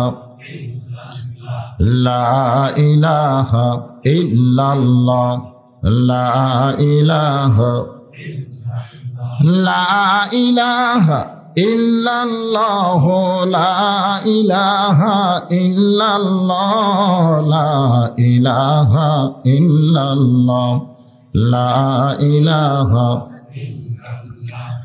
লা ইলাহা ইল্লাল্লাহ, লা ইলাহা, লা ইলাহা ইল্লাল্লাহ। বলরে পাগল মন, লা ইলাহা ইল্লাল্লাহ, বলরে পাগল মন।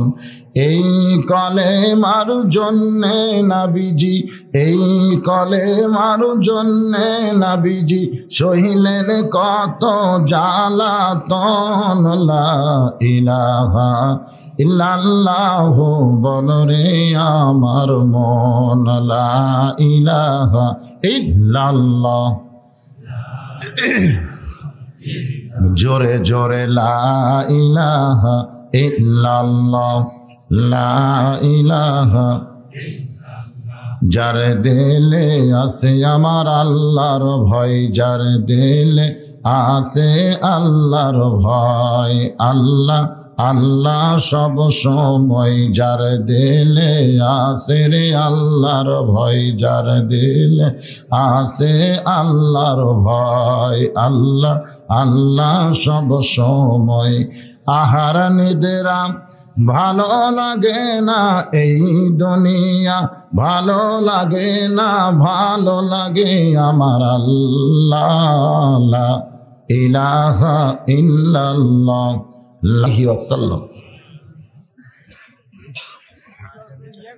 চাকলমা হাফিজি মাদ্রাসা কর্তৃক আয়োজিত আজকের এই বাৎসরিক ইসালে সওয়াব মাহফিলে সম্মানিত সভাপতি,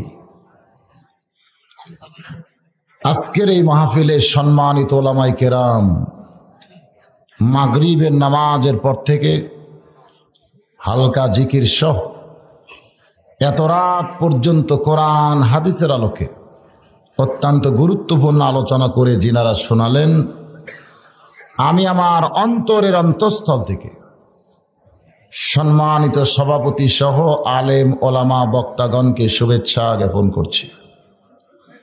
আজকের এই মাহফিলে আমার সামনে বসা অত্র এলাকা থেকে আল্লাহ জিনাদেরকে পছন্দ করে এই রহমানি জলসায় বেহেশতের টুকরার ভিতরে কবুল করেছেন। সুবহানাল্লাহ বললেন না? আমি বললাম বেহেশতের টুকরার ভিতরে জিনাদেরকে কবুল করেছেন। আপনারা এখানে এসেছেন না আল্লাহ নিয়ে এসেছেন? জি, আল্লাহ পাক আপনাদের প্রতি দয়া করে রহম করে আজকের এই জান্নাতের টুকরার ভিতরে কবুল করেছেন। সে আল্লাহ আমাদের উপরে এ মুহূর্তে খুশি না বেজার? মা সাবাকা মিন হাসানাতিন ফামিনাল্লাহ। বান্দার দ্বারা যখন কোনো ভালো কাজ হয়, এ কাজ বান্দা করে না, বরং আল্লাহ করায়। তো যে আল্লাহ পাক আপনাদের মতো মানুষকে আজকের এই জান্নাতের টুকরার ভিতরে কবুল করলেন, এই মুহূর্তে বিশ্বাস করতে হবে এখানে আল্লাহ আপনাদের নিয়ে এসেছে। বান্দার দ্বারা যখন কোনো ভালো কাজ হয়, এ কাজ কে করায়? বান্দার দ্বারা যখন কোনো খারাপ কাজ হয়, এ কাজ কে করায়? আরো জোরে। বান্দার দ্বারা ভালো কাজ হলে আল্লাহ করায়, এর উপরে আমি কোরআনের আয়াত তেলাওয়াত করেছি। কিন্তু বান্দার দ্বারা খারাপ কাজ যখন হয়, এ কাজ শয়তান করায়, তার উপরে কি কোনো কোরআনের আয়াত তেলাওয়াত করেছি? তো আপনারা এমনি এমনি বললেন কেন? মানে আপনারা একটা হিসাব করছেন, কারণ মানুষ তো অনেক কিছু হিসাব করে, সেই হিসাবের মধ্যে আপনারা ফেলেছেন যে বান্দার দ্বারা যখন কোনো ভালো কাজ হয়, এ কাজ আল্লাহ করায়, খারাপ কাজ যেগুলো হয় এগুলো শয়তান করায়। এটা একটা হিসাব করছেন। তাহলে আমরা কি করি? ভালো কাজ আল্লাহ করায়, খারাপ কাজ শয়তান করায়। তাহলে আমরা কি করি?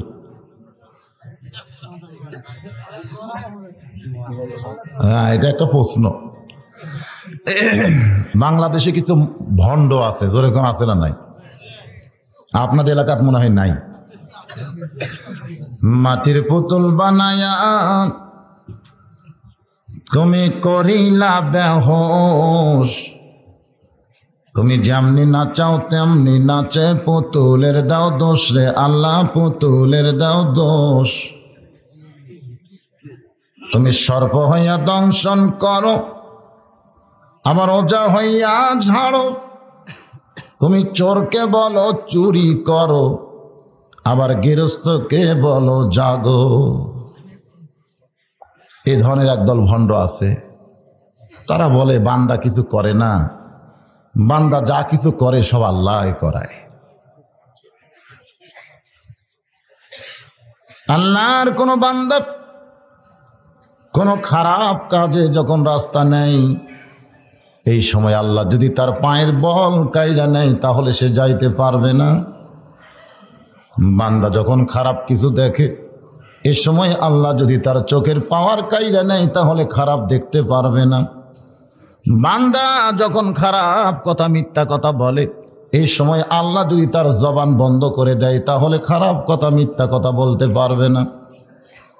বান্দা যখন সুদের টাকার গোস্ত, ঘুষের টাকার মাছ দিয়া ভাত খাবার চায়, ওই ভাতের লোকমা যদি বান্দার গলার মধ্যে আটকে যায়, তাহলে বান্দা হারাম খাইতে পারবে না। তাহলে বান্দা খারাপ পথে চলে, খারাপ কিছু দেখে, খারাপ কিছু বলে, খারাপ কিছু খায়, এগুলো বান্দা খায় না, বরং আল্লাহ খাওয়ায়। এগুলো আল্লাহ করায়, আল্লাহ দেখায়। এরকম কথা একদল ভণ্ড বলে। জোরে কন কে বলে? আমাদের বাংলাদেশে এরকম ভণ্ড আছে না নাই? আপনারা কি ভণ্ডর দলে না আল্লাহর দলে? তাহলে আল্লাহর দলে যদি আমরা হই, আল্লাহর কোরআন নবীর হাদিসের দলিল যদি না থাকে, সে কথা কোনোদিন বলা যাবে। আমি আল্লাহর কোরআন দিয়ে বলেছি, মা সাবাকা মিন হাসানাতিন ফামিনাল্লাহ। বান্দার দ্বারা যখন কোনো ভালো কাজ হয়, এ কাজ বান্দা করে না, বরং আল্লাহ করায়। কিন্তু বান্দার দ্বারা খারাপ কাজ যেগুলো হয়, এগুলো কে করায়? আমি যখন জানতে চাইছি, আপনারা না দলিলে না জেনে বলেছেন শয়তান করায়। তার মানে বোঝা গেল দোষ আমাদের নাই, খারাপ করালে দোষ হবে শয়তানের। দোষ কার? আসলে দোষ কি শয়তানের? রমজান মাসে আমার আল্লাহ শয়তানকে বন্দী করে। বুখারী শরীফের হাদিসের মধ্যে আছে, কিতাবুস সিয়াম, রমজান মাসে আমার আল্লাহ শয়তানকে বন্দী করে। এরপর নন্দীগ্রাম হোটেলের দরজাত কালো পর্দা দেয়া ভিতরে যারা খায়, আপনারা বলেন তো এরা কে? কথা কন না কেন? শয়তান তো রমজান মাসে বন্দি থাকে, কিন্তু রমজান মাসে হোটেলের দরজাত কালো পর্দা দিয়ে ভিতরে যারা খায় এরা কে? তাহলে মানুষ শয়তানকে আল্লাহ বন্দি করবার পারে না। আল্লাহর পাওয়ার খালি জিন শয়তানকে বন্দি করা। হাদিস শরীফে কি আছে? আল্লাহ রমজান মাসে শয়তানকে বন্দি করে, হাদিস আছে না নাই? তাহলে আল্লাহ খালি জিন শয়তানকে বন্ধ করে, কিন্তু মানুষ শয়তানকে আল্লাহ বন্ধ করবার পারে না। মানুষ শয়তানের পাওয়ার কি আল্লাহর চেয়ে বেশি?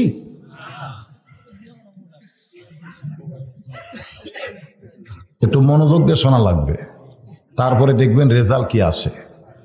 এই মাস কি হলো? কি মাস? জোরে কন। আপনারা একজন কইছেন, তিনজন মুখ বন্ধ করে আছেন, তার মানে বোঝা গেল সবাই জানেন না।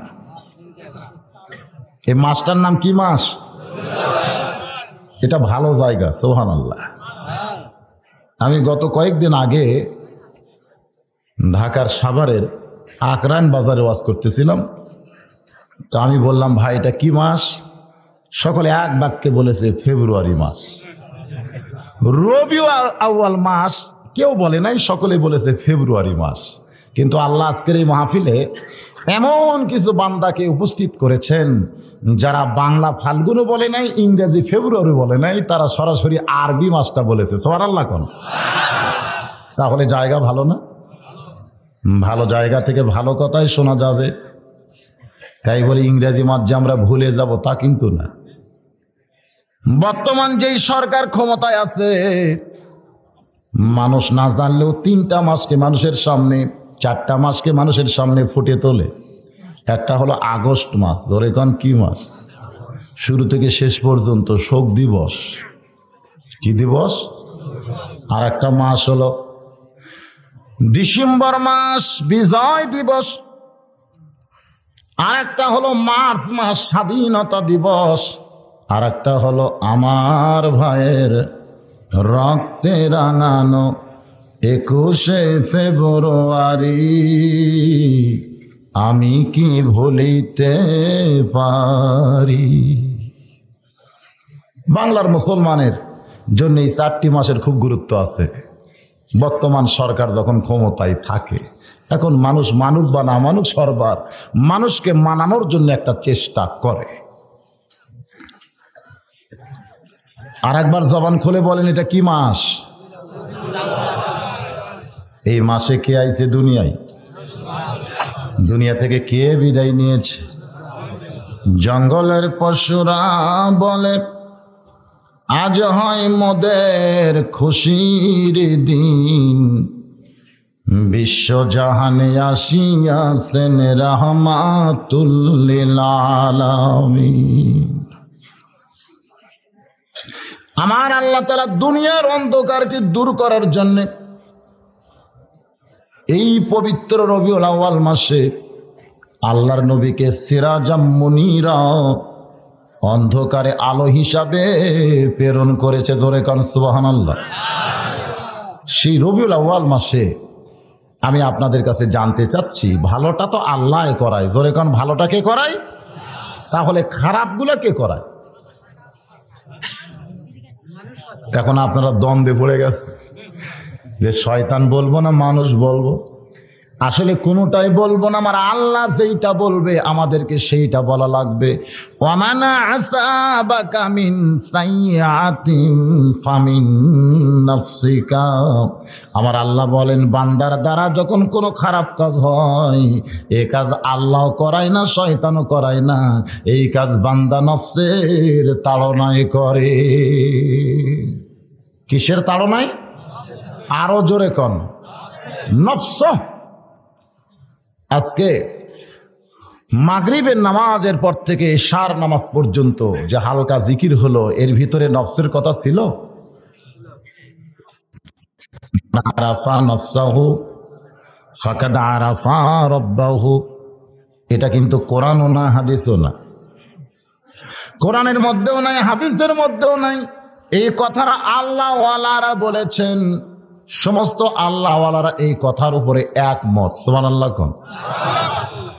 যদি তোমারে তুমি চিনতে পারো তাহলে তোমার আল্লাহকেও তুমি চিনতে পারবে। যদি তোমারে তুমি না চিনতে পারো তোমার আল্লাহরেও কোনোদিন চিনতে পারবে না।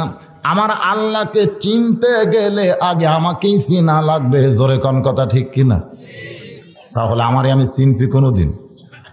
আজকের মাহফিলে যারা বসে আছেন আপনাকে আপনি প্রশ্ন করেন, আপনি কি আপনারা চিনেন? যা করো তাই করো রে মন,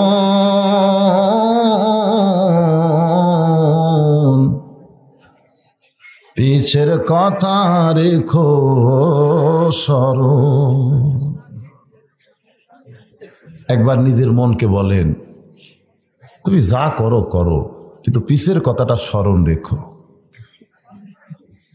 আজকে এই কোরআনের মাহফিলে যারা এসেছেন, সারা জীবন যদি আমরা ওয়াজ শুনি আর ওয়াজটা যদি না বুঝি তাহলে লাভ হবে? অল্প সময় ওয়াজ শুনে যদি ওয়াজটা বুঝতে পারি, সেই মোতাবেক যদি আমল করি, ওই আমলটাই আমাদেরকে আল্লাহর জান্নাত পর্যন্ত পৌঁছায়া দিবে।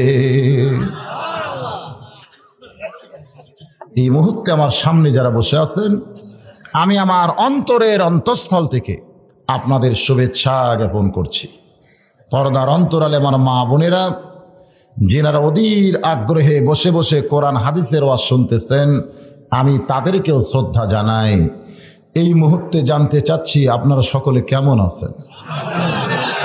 আলহামদুলিল্লাহ আলা কুল্লি হাল, সকল অবস্থায়। জি আলহামদুলিল্লাহ, সকল অবস্থায় আল্লাহর দরবারে শুকুর গুজার করা হচ্ছে বান্দার হক। সাইড থেকে একজন বলছে, হুজুর আপনি কেমন আছেন? আমি জিজ্ঞাসা করলাম আপনারা কেমন আছেন? ভাই দেখতেছে আমি যদি না বলি তাহলে কেমন হয়। এটা হলো সৌজন্যমূলক।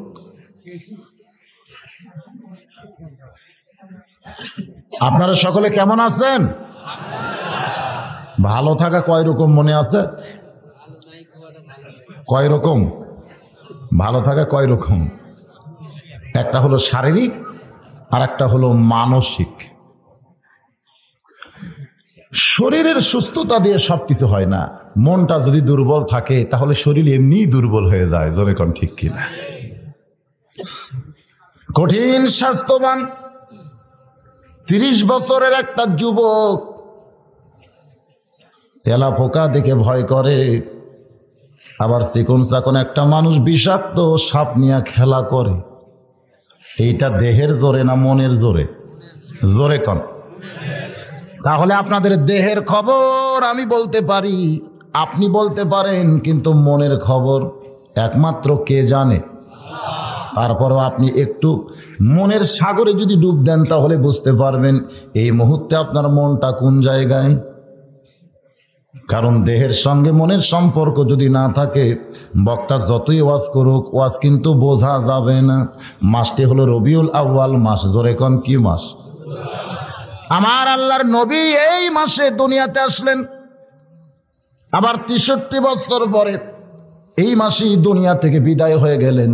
কিন্তু আল্লাহর নবী বিদায় হয়ে চলে গেলেন বলে সব কিছু নিয়ে যায় নাই। উম্মতে মুহাম্মাদের জন্য 2টা জিনিস রাইখা গেলেন। একটি হলো আল্লাহর কোরআন, আর একটা হলো নবীর সুন্নাহ। একটার নাম কি? আর একটি হলো আল্লাহর নবীর সুন্নাহ। যদি নবীর হাদিস আর কোরআনকে আমরা একটা পাল্লাই তুলে দেই, অনেকে মনে করবে এটা চলবে না, কারণ হাদিস আর কোরআন তো কোনোদিন এক সমান হওয়ার পারে না। একবার সাহাবীরা উম্মুল মুমিন আয়েশা রাদিয়াল্লাহু তাআলার কাছে বললেন, মা, নবী সম্পর্কে আপনার কাছ থেকে একটু জানতে চাই। নবী সম্পর্কে যদি আপনি বলেন আমরা শুনতে চাই। মা আয়েশা হিজাবের অন্তরাল থেকে চোখের পানি বের করে কাঁদে আর বলে, সাহাবীরা রে, তোমরা কি আল্লাহর কোরআন পড়ো না? প্রত্যেকটা সাহাবীরা বলে, অবশ্যই আল্লাহর কোরআন পড়ি।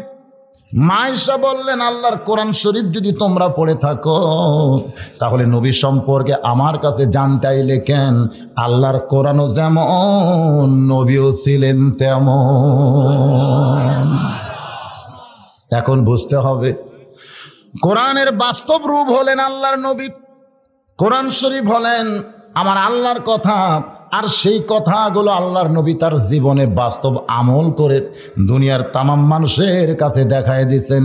এই জন্যে আল্লাহর নবী কোরআন শরীফে বললেন, কুল ইন কুনতুম তুহিব্বুনাল্লাহা ফাত্তাবিউনি ইউহিব্বুকুমুল্লাহু ওয়া ইয়াগফির লাকুম যুনুবাকুম ওয়াল্লাহু গফুরুর রহিম। সুবহানাল্লাহ বলে। আমার আল্লাহ বললেন, ওগো নবী আপনি বলে দেন।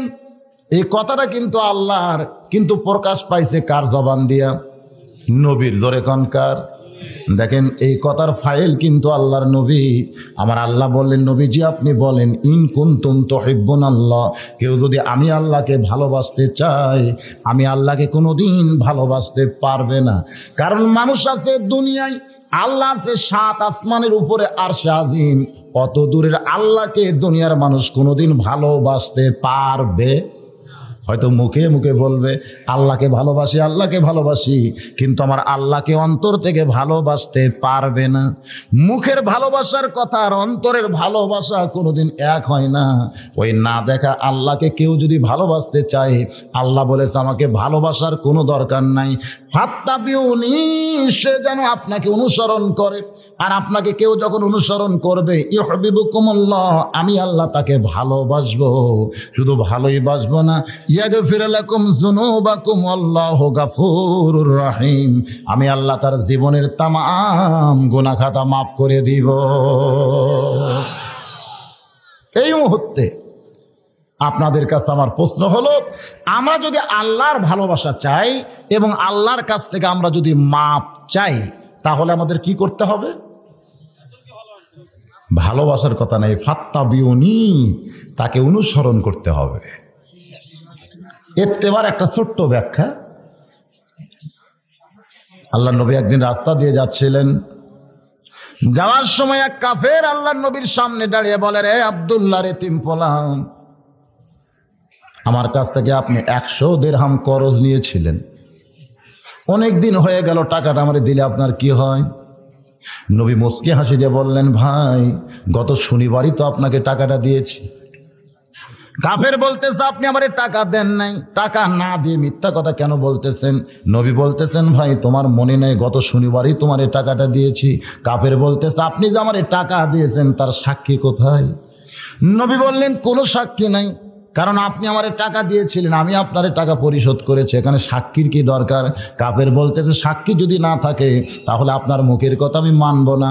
এমন সময় এক সাহাবী দৌড়ে এসে বলে, রে কাফের শয়তান, আল্লাহর নবী যে তোমারে টাকা দিয়েছে, এইখানে দাঁড়িয়ে থেকে আমি তা দেখেছি। যেই কইছে আল্লাহর নবী যে তোমারে টাকা দিয়েছে, এইখানে দাঁড়িয়ে থেকে আমি সেটা দেখেছি। কাফের দেখতেছে সাক্ষী যখন হয়েছে আর তো থাকা যায় না, ও মারছে দৌড়। আল্লাহর নবী চমকে বললেন, বাবা এই কাফেরকে আমি টাকা দিয়েছি, দুনিয়ার কেউ দেখে নাই, তুমি কেমনে বললে যে আমি দাঁড়িয়ে থেকে টাকা দেওয়াতে দেখেছি? এটা তুমি কেমনে বললে বাবা? এবার সাহাবী চোখের পানি বের করে বলে, ইয়া রাসূলুল্লাহ, আপনি যখন আখিরাতের কথা বলেছেন আমি না দেখি বিশ্বাস করেছি, আপনি বেহেশতের কথা বলেছেন আমি না দেখি বিশ্বাস করেছি, আপনি দুজকের কথা বলেছেন আমি না দেখি বিশ্বাস করেছি, আপনি আল্লাহর কথা বলেছেন আমি না দেখি বিশ্বাস করেছি। আপনার সমস্ত কথা না দেখি যদি আমি বিশ্বাস করতে পারি, আর আজকে আপনি বলতেছেন কাফেরকে আমি টাকা দিয়েছি, এইটা আমি না দেখলেও মনে হয় এইখানে থেকে দাঁড়িয়ে টাকা দেওয়াটা দেখেছি। সঙ্গে সঙ্গে আল্লাহর নবী সাহাবীকে বুকের মধ্যে নিয়ে কপালে একটা চুমা দিয়ে বললেন, বাবা এর নাম হলো ইত্তেবা। এর নাম কি? এর নাম হলো ইত্তেবা, এর নাম হলো রাসূলকে মানা। আজকে আমাদের বাংলাদেশে রাসূলকে মানার মানুষের খুবই অভাব। এই রবিউল আউয়াল মাসে আমার রাসূলকে মানার উপর আমি ওয়াজ করতে চাই, কিন্তু মানার উপরে ওয়াজ করতে গেলে রাসূলকে আগে জানা লাগবে। জোরে কান ঠিক কিনা ভাই? না জানলে কেউ কোনোদিন কাউরে মানতে পারে না। কারণ বাংলার মানুষ ডিসিকে যেমন জানে আমার আল্লাহরে তেমন জানে না। আপনাদের চাকলমার কিছু কিছু লোককে যদি বগুড়া ডিসি সাহেব দাওয়াত দিত যে আজকে দুপুরবেলায় আমার অফিসে তোমাদেরকে সাদর সম্ভাষণ জানানো হবে, চাকলমা গ্রামের অমুক অমুক লোক তোমরা আসবে। আপনারা বলেন তো, ওনারা ডিসি অফিসে যাওয়ার সময় পুরানো কাপড় গায়ে দিবে না নতুন কাপড় গায়ে দিবে? শুধু নতুন কাপড়ই গায়ে দিবে না, ওই কাপড়টা তেমন তেমন থাকবে না, ভালো কাপড় পরে আতর সুরমা লাগায়া রাস্তা দিয়ে যখন যাবে, কেউ যদি জিজ্ঞাসা করে ভাই এত সুন্দর হয়ে কোথায় যান, বলে তোরা তো জানিস না ডিসি আমারে দাওয়াত দিস, আমার একটা দাম আছে। দুনিয়ার একটা ডিসি দাওয়াত দিছে, ডিসিরে জানে বলে তার অফিসে যাওয়ার সময় তার মশান বাড়তেছে। ডিসিকে যেমন জানে, আমার আল্লাহকে যদি তেমন জানতো, মুয়াজ্জিন যখন হাইয়া আলাস সালাহ হাইয়া আলাল ফালাহ বলতো, তখন ডিসি হবে যেমন ভাবে যাই তার চাইতে কোটি কোটি কোটি ভালো হইয়া আল্লাহর ঘরে হাজিরা দিত। কারণ ডিসিরে জানে, আমার আল্লাহরে জানে না। জোরে কোন ঠিক কিনা? যার কারণে বাংলার মানুষ ডিসিরে মানে কিন্তু আল্লাহরে মানে না। আমার নবীকে ইত্তেবা করতে গেলে আমার নবীকে জানার দরকার আছে না নাই? জোরে কোন আছে না নাই? আল্লাহর নবীকে জানতে গেলে আমরা নবীর গোটা জীবনী আমাদের সামনে উপস্থাপন করতে হবে। আমি এক রাতে গোটা নবীর জীবনীকে উপস্থাপন করতে পারবো না। নবী যখন দুনিয়াতে আসলেন, সবেমাত্র দুনিয়াতে আসলেন, এই সময় প্রচার হয়ে গেল মক্কার সম্ভ্রান্ত বংশে কিছু সন্তান জন্মগ্রহণ করেছে। বনি সাদ গোত্র থেকে কিছু মহিলা মক্কার ধনী ধনী ঘরের সন্তানগুলোকে নিয়ে যখন উঠের পিঠে চড়ে বাড়ির দিকে যায়, রাস্তার মাঝখানে দেখতে পায় হালিমাতুস সাদিয়া একটা দুর্বল গাধা নিয়ে মক্কার দিকে আসতেছে। মেয়েরা বলতেছে, হালিমা রে, এই সময় মক্কায় আর তুমি যাইও না, কারণ মক্কার ধনী ঘরের যত সন্তান ছিল সমস্ত সন্তানকে আমরা কোলের মধ্যে নিয়েছি। পিছন দিকে তাকায় দেখো, গাধা ভরা কত হাদিয়া আমরা পাইছি। রে হালিমা, তুমি আর মক্কায় যাইও না, কারণ মক্কায় এই সময় যাইয়া তোমার কোনো লাভ হবে না। মক্কায় শুধুমাত্র একটা সন্তান বাকি আছে, জন্মের আগে যার বাপ মরে গেছে। হালিমাতুস সাদিয়া বাগানদের চোখের পানি বের করে কান্দার মনে মনে কয়, গাধারে, তুই দুর্বল হওয়ার কারণে আজকে আমি ধনী ঘরের সন্তান নিতে পারলাম না। আজকে আমার ভাগ্য বড় খারাপ। আমি অনেক দিন থেকে আশা করেছিলাম মক্কার সম্ভ্রান্ত ঘরের ছুনি সন্তান যখন পাবো, ওই সন্তানকে দুধ খাওয়ার জন্য নিয়ে বিনিময় অনেক হাদিয়া নিব, কিন্তু আজকে আমার ভাগ্য বড় খারাপ। চল রে গাদা, চল বাড়িতে ফিরে যাই। হালিমাতুস সাদিয়ার কথাগুলো ইবনে ইসহাক সিরাতে রাসূলের প্রথম খণ্ডের মধ্যে বয়ান করেছেন। হালিমাতুস সাদিয়া বলে, রে দুনিয়ায় রাসূলের উম্মাতিরা শোনো, আমি যখন দুর্বল গাদাকে আমার বাড়ির দিকে নিয়ে যাবার চাই, এমন সময় দেখি আমার গাদা কোত্থেকে যেন শক্তি পাইয়া মক্কার দিকেই দৌড়ানো শুরু করে দেয়। জোরে কান সুবহানাল্লাহ। দুর্বল গাদা কোত্থেকে সবল হইয়া মক্কার ভিতরে আইসা ঘুরমিকে যখন পড়ে যায়, হালিমাতুস সাদিয়া বলে, আমি তাকায় দেখি গাধার মুখটা বালির মধ্যে ঢুকায়া দু চোখ দিয়া দর দর করে পানি পড়তেছে। হালিমাতুস সাদিয়া বলে, গাধা রে, আমি জানি তুই দুর্বল, নড়তে পারিস না, কেন যেন পাগলের মতন মক্কার দিকে দৌড়ে আইলি, তুই তো আর বাঁচবি না। গাধারে, কেন মক্কার ভিতরে আইলি জানতে চাই। হালিমাতুস সাদিয়া বলে, রে দুনিয়ার রাসূল উম্মাতিরা শোনো, আমার দুর্বল গাদা কেমন করে যখন আমি তিরস্কার করতেছি, এমন সময় দেখি পিছন দিকে এক মুরব্বী দুই কানা হাত বাড়িয়ে ডাকতেছে, ওগো মা। অনেক মেয়ের আইছিল মক্কায়, কিন্তু আমার নাতির দিকে কেউ একবার ফিরে তাকাইলো না। তুমি যখন সবার শেষে মক্কায় আইছো মা, একটাবার আমার নাতির একটু দেখো, আমার নাতির দেখলে তোমার মন ভরে যাবে। হালিমাতুস সাদিয়া বলে, ওই বুড়ো মানুষের কথা শোনার সঙ্গে সঙ্গে মনে হয় আমার কলিজায় আগুন ধরে গেছে। আমি ধনী ঘরের সন্তান নেওয়ার নিয়তে বনি সাদ গোত্র থেকে মক্কায় আইছি, কোনো এতিম সন্তানকে দেখলে আমার পেট ভরবে না। ও মুরব্বী, এমন করে বললেও তোমার কথা আমি শুনবো না। নবীর দাদা কাছে এলে বলে, মা তুমি না নাও, একটাবার আমার নাতিরে শুধু দেখে যাও। হালিমাতুস সাদিয়া বলে, রে রাসূলের উম্মাতিরা শোনো, আমি মুরব্বীর কথা মতো আমিনার ভাঙ্গা ঘরের মধ্যে যখন ঢুকে গেলাম তখন তাকায় দেখি সিরা একটা মাদুরের উপরে যেন আসমানের পূর্ণিমার রাতের চাঁদ ঘুম পাড়তেছে। 400 রোজ গ্রহ তারা তারি নূরের ইশারা, নইলে যে অন্ধকারে ডুবিত এই ধরনী। জোরে বলেন নবী মোর পরশমণি, নবী মোর সোনার খনি, নবী নাম ভাবে যেজন সেই তো দোজাহানের ধনী। হালিমাতুস সাদিয়া বলে, রে রাসূলের উম্মত উম্মাতিরা দুনিয়াতে যারা আছো শুনে নাও, ওই ছোট্ট মানুষটাকে দেখার পরে আমার কলিজার মধ্যে এমন মহব্বত জমেছে শুধু দেখার সঙ্গে সঙ্গে। এই জন্য আল্লাহ রাসূল বলেন হাদিসের মধ্যে, মান রাআনি রাআনি হাক্কান ওয়াজাবাত লাহু শাফাতি ইয়াউমাল কিয়ামা। কেউ যদি অন্তরের চোখে আমার একটাবার দেখে, কঠিন হাসরের মুসিবতের সময় আমি রাসূলের উপরে শাফাত করা তার জন্য ওয়াজিব হইয়া যায়। তবে দেখাটা দেখতে হবে ঈমানের দৃষ্টিতে। জোরে কোন কিসের দৃষ্টিতে? আবু জেহেল উতবা সাইবা নবীরে দেখছে, কি কোন দেখে নাই? কিন্তু তারপরে কি জান্নাত পাবে নাকি?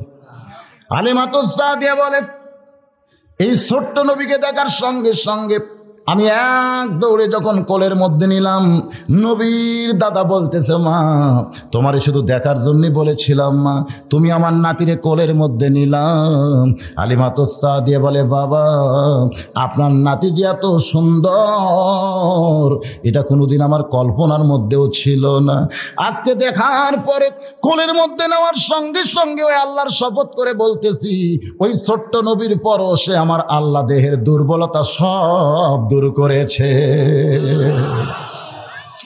হালিমাতুস সাদিয়া বলে, রে দুনিয়ার রাসূলের উম্মত উম্মাতিরা শোনো, তোমাদের ছোট্ট নবীকে কোলে করে যখন আমি বাইরে আসলাম, আসার পরে দেখি আমার গাধা মাটির মধ্যে মুখটা ঢুকে চোখের পানি বের করে কাঁদতেছে। আমি ডান হাতের মধ্যে ছোট্ট নবীর নিয়া বাম হাতখানা গাধার মাথায় দিয়ে বললাম, গাধা রে কত তিরস্কার তোরে আমি করেছি, কত কিছুই না তোরে বলেছি, কিন্তু এখন অন্তর থেকে বলি রে গাধা, আমার চাইতে তোর দাম বেশি।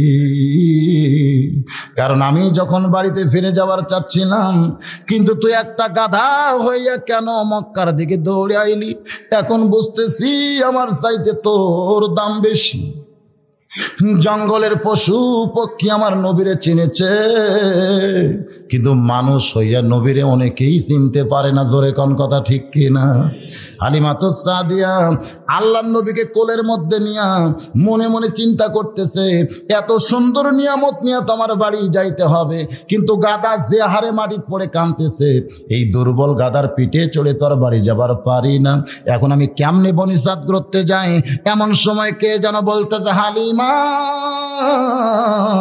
তোমার দুর্বল গাদাকে যদি সবল করতে চাও, ওই ছোট্ট মানুষের বাম পাখানা গাধার মাথায় লাগায়া দাও।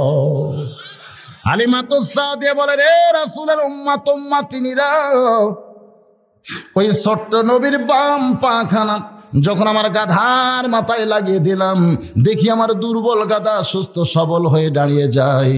আমি যখন গাধার পিঠে চড়ে আঁচল দিয়া নবীরে ঢাকতেছি, কারণ সূর্যের তাপ যদি এই ছোট্ট মানুষে লাগে তাহলে বড় কষ্ট পাই। হালিমাতুস সাদিয়া বলে, ওই সূর্যের তাপকে আড়াল করার জন্যে আমি যখন ছোট্ট নবীকে আঁচল দিয়া ঢাকতে চাই, এমন সময় দেখি এক খণ্ড মেঘ আমার মাথার উপর ভাসতেছে। আমি হালিমা আশ্চর্য হয়ে বললাম, মেঘরে কোত্থেকে তুই আমার মাথার উপর চলে আইলি? হালিমাতুস সাদিয়া বলে, হঠাৎ দেখি এত সুন্দর বাতাস আমার গায়ে কে যেন বহাইতেছি। আমি চিৎকার দিয়ে বললাম, বাতাস রে কোত্থেকে তুই আমার গায়ে বইতেছিস? এমন সময় কে যেন বলে, হালিমা ওই ছোট্ট মানুষকে কোলে নেওয়ার কারণে আসমানের মেঘ তোমার মাথার উপর ভাসতেছে, ওই ছোট্ট মানুষকে কোলে নেওয়ার কারণে জান্নাতের দরজা খুলে ওই জান্নাতের বাতাস তোমার গায়ে আল্লাহ বহাইতেছে। বলে, রে নবীর উম্মাত উম্মাতিরা শোনো, ওই ছোট্ট নবীকে কোলে নেওয়ার কারণে আল্লাহ যদি জান্নাতের দরজা খুলে আমার দেহে বাতাস বহায়া দেয়, ওই ছোট্ট নবীকে মহব্বত করার কারণে আসমানের মেঘ যদি আমার মাথার উপর ভাসতে থাকে, ওই নবীকে তোমাদের আদর্শ হিসাবে যদি কবুল করে নাও, দুনিয়াতেও শান্তি, আখিরাতেও তোমরা জান্নাতি হবে। এটা ইবনে ইসহাকে সিরাতে রাসূল থেকে আমি শুনাইলাম। কিন্তু আল্লাহ কি বলেছেন কোরআনে? লাকাদ কানা লাকুম ফি রাসূলিল্লাহি উসওয়াতুন হাসানা। জোরে কোন সুবহানাল্লাহ। সফলতা যদি অর্জন করতে চাও, দুনিয়ার সমস্ত নেতার আদর্শকে বাদ দিয়া একমাত্র মুহাম্মদ রাসূলুল্লাহকে তোমাদের আদর্শের নেতা মেনে নাও। এ কথা কার? আরো জোরে বলেন কার? তাহলে দুনিয়ার কোন নেতার নেতৃত্ব মানা যাবে? একমাত্র কার নেতৃত্ব মানতে হবে? রাসূলের। এই জন্য একটা স্লোগান দেওয়া লাগবে। পারবেন না ভাই? আমি যখন বলবো আমার নেতা তোমার নেতা, সবাই জবান খুলে বলবেন বিশ্ব নবী মোস্তফা। আমার নেতা তোমার নেতা। আমার সামনে কি 200-300 লোক আছে? এতগুলো পুরুষ মানুষের স্লোগানের সাইজ এরকম? এখানে রহমতের ফেরেশতা আছে না নাই? জোরে কোন আছে না নাই? এই ফেরেশতা মাহফিল শেষ হলে আল্লাহর কাছে গিয়ে বলবে, আল্লাহ 1400 বছর পরে সাকলবার মাহফিলে তোমার বান্দারা তোমার দোস্তকে শ্রেষ্ঠ নেতার স্বীকৃতি দান করেছে। আমার আল্লাহ বলবেন, ফেরেশতারা রে তোমরা সাক্ষী থাকো, আমার দোস্তকে যারা শ্রেষ্ঠ নেতার স্বীকৃতি দিল, আমি তাদের নামগুলো জান্নাতের খাতায় লিখে নিলাম। সুবহানাল্লাহ। যত জোরে কইছেন তত জোরে স্লোগান দেন নাই। আল্লাহ কোরআনে বলেছেন, আমার নবীকে আমি সবার উপরে জায়গা করে দিয়েছি। জোরে কোন সুবহানাল্লাহ। তাহলে সেই নবীকে নেতা মানতে অন্তরে আপত্তি আছে? মাসটি হলো রবিউল আউয়াল মাস। আমি আপনাদের সামনে নবী সম্পর্কে আলোচনা করব। এই আলোচনা শুনতে গিয়ে একটু ঘুম ছাড়াইতে গেলে একটু স্লোগানও দেন, আবার আল্লাহও খুশি হবে, রাসূলও খুশি হবে। আমার নেতা তোমার নেতা। আলহামদুলিল্লাহ, এবার একটু হয়েছে সাইজ মতো। হালিমাতুস সাদিয়ার কাছ থেকে এক টানে আমি নিয়ে গেলাম আল্লাহর নবীর বয়স যখন 25 বছর। জোরে কোন কয় বছর? 25 বছরে নবী আমার একজন মেয়ে মানুষের রাখাল ছিলেন। সেই মেয়ে মানুষের নাম কি? মা খাদিজার দেশে রাখালিয়া বেশে নবী আমার বকরি চড়াইতেন। দেখিয়া নবীর মজেজা ধন্য বিবি খাদিজা জীবন যৌবন করলেন সমর্পণ। ওগো নবী, দয়ার নবী গো, আপনি নবী হলেন উম্মতের আপন। উম্মে আইমান দাসীকে সঙ্গে করে খাদিজাতুল কুবরা যখন বেলকুনিতে বসা, এমন সময় দেখতে পাই নবী আমার উট দুম্বা বকরি চড়াইতেছে। খাদিজাতুল কুবরা বলে, দাসী রে, এই রোদের ভিতরে যুবকটা উট দুম্বা বকরি চড়াই, কিন্তু আমি আশ্চর্য হয়ে যাই তার মাথার উপরে কেন একখণ্ড মেঘ দেখা যায়। দাসী বলতেছে, শুধু মেঘ দেখতেছেন? তাকায় দেখেন তার চেহারার ভিতর থেকে এমন কিছু সৌন্দর্য ফুটে উঠতেছে যেটা দেখলে মানুষের মন কাইড়া নেয়। খাদিজাতুল কুবরা বলে, দাসী রে, মক্কার অনেক নেতার আমার কাছে বিয়ের প্রস্তাব দিছে, অনেক ধনীরা আমার বিয়ের প্রস্তাব দিছে, কিন্তু আমার 40 বছর বয়সের দিকে বলে আমি তাদের ফিরাইয়া দিছি। কিন্তু আজকে ওই যুবকের চেহারা দেখে আমার মনের মধ্যে এমন প্রেম হলো, আমি যেন আবার নতুন করে বউ সাজতে চাই। দাসী বলতেছে, এটা আপনি বলেন না, কারণ 40 বছর আপনার বয়স, আর যুবকের বয়স কয় বছর? খাদিজাতুল কুবরা বলে, দাসী রে, মনের ভিতরের প্রেম যখন নাড়া দেয় তখন বয়সের দিকে আর কেউ তাকায় না। 40 গেল, 50 গেল, 60 বছরে আবার যৌবন পাইল। এরকম একটা গান বাংলাদেশে আছে না নাই? এরকম একটা গান আছে নাই? বাজান গো, খাদিজাতুল কুবরা নবীর চাচা আবু তালেবকে ডাক দিয়ে বললেন, আপনার এতিম ভাতিজাকে আমি যদি আমার স্বামী হিসাবে বরণ করতে চাই, আপনি কি তাতে রাজি আছেন? নবীর চাচা আবু তালেব চমকে বলে, মা, এই মক্কার মধ্যে তোমার মতন ধনী রমণী একজনও নাই, আমার এতিম ভাতিজারে আপনি কেন বিয়ে করতে চান, যার সালও নাই সুলাও নাই, জন্মের আগেই যার বাপ মরে গেছে? খাদিজাতুল কুবরা বলে, যদি আপনার ভাতিজা রাজি থাকে তাহলে আমার তরফ থেকে কোনো আপত্তি নাই। নবীর চাচা বলতে, আমার ভাস্তাকে কোনো জিজ্ঞেস করার দরকার নাই, আমি তার অভিভাবক হিসাবে রাজি হয়ে গেলাম। ওই খাদিজার সঙ্গে আমার নবীর বিয়ে হলো। নবীর বয়স তখন 25, খাদিজার বয়স হইল তখন 40। মক্কার মধ্যে সবাই বলা বলি শুরু করলো, খাদিজা পাগলি হয়ে গেছে। এত ধনী হওয়ার পরে একটা অনাথ এতিম আব্দুল্লাহর এতিম পোলারে বিয়ে করছে, খাদিজার জ্ঞান হারিয়ে গেছে। এমন করে যখন মক্কার লোকেরা বলা বলি করতেছে, নবীর চাচা খাদিজার কাছে গিয়া বলে, মা, আমার এতিম ভাস্তারে আপনি বিয়ে করলেন, কিন্তু জনগণ সমালোচনা করতেছে।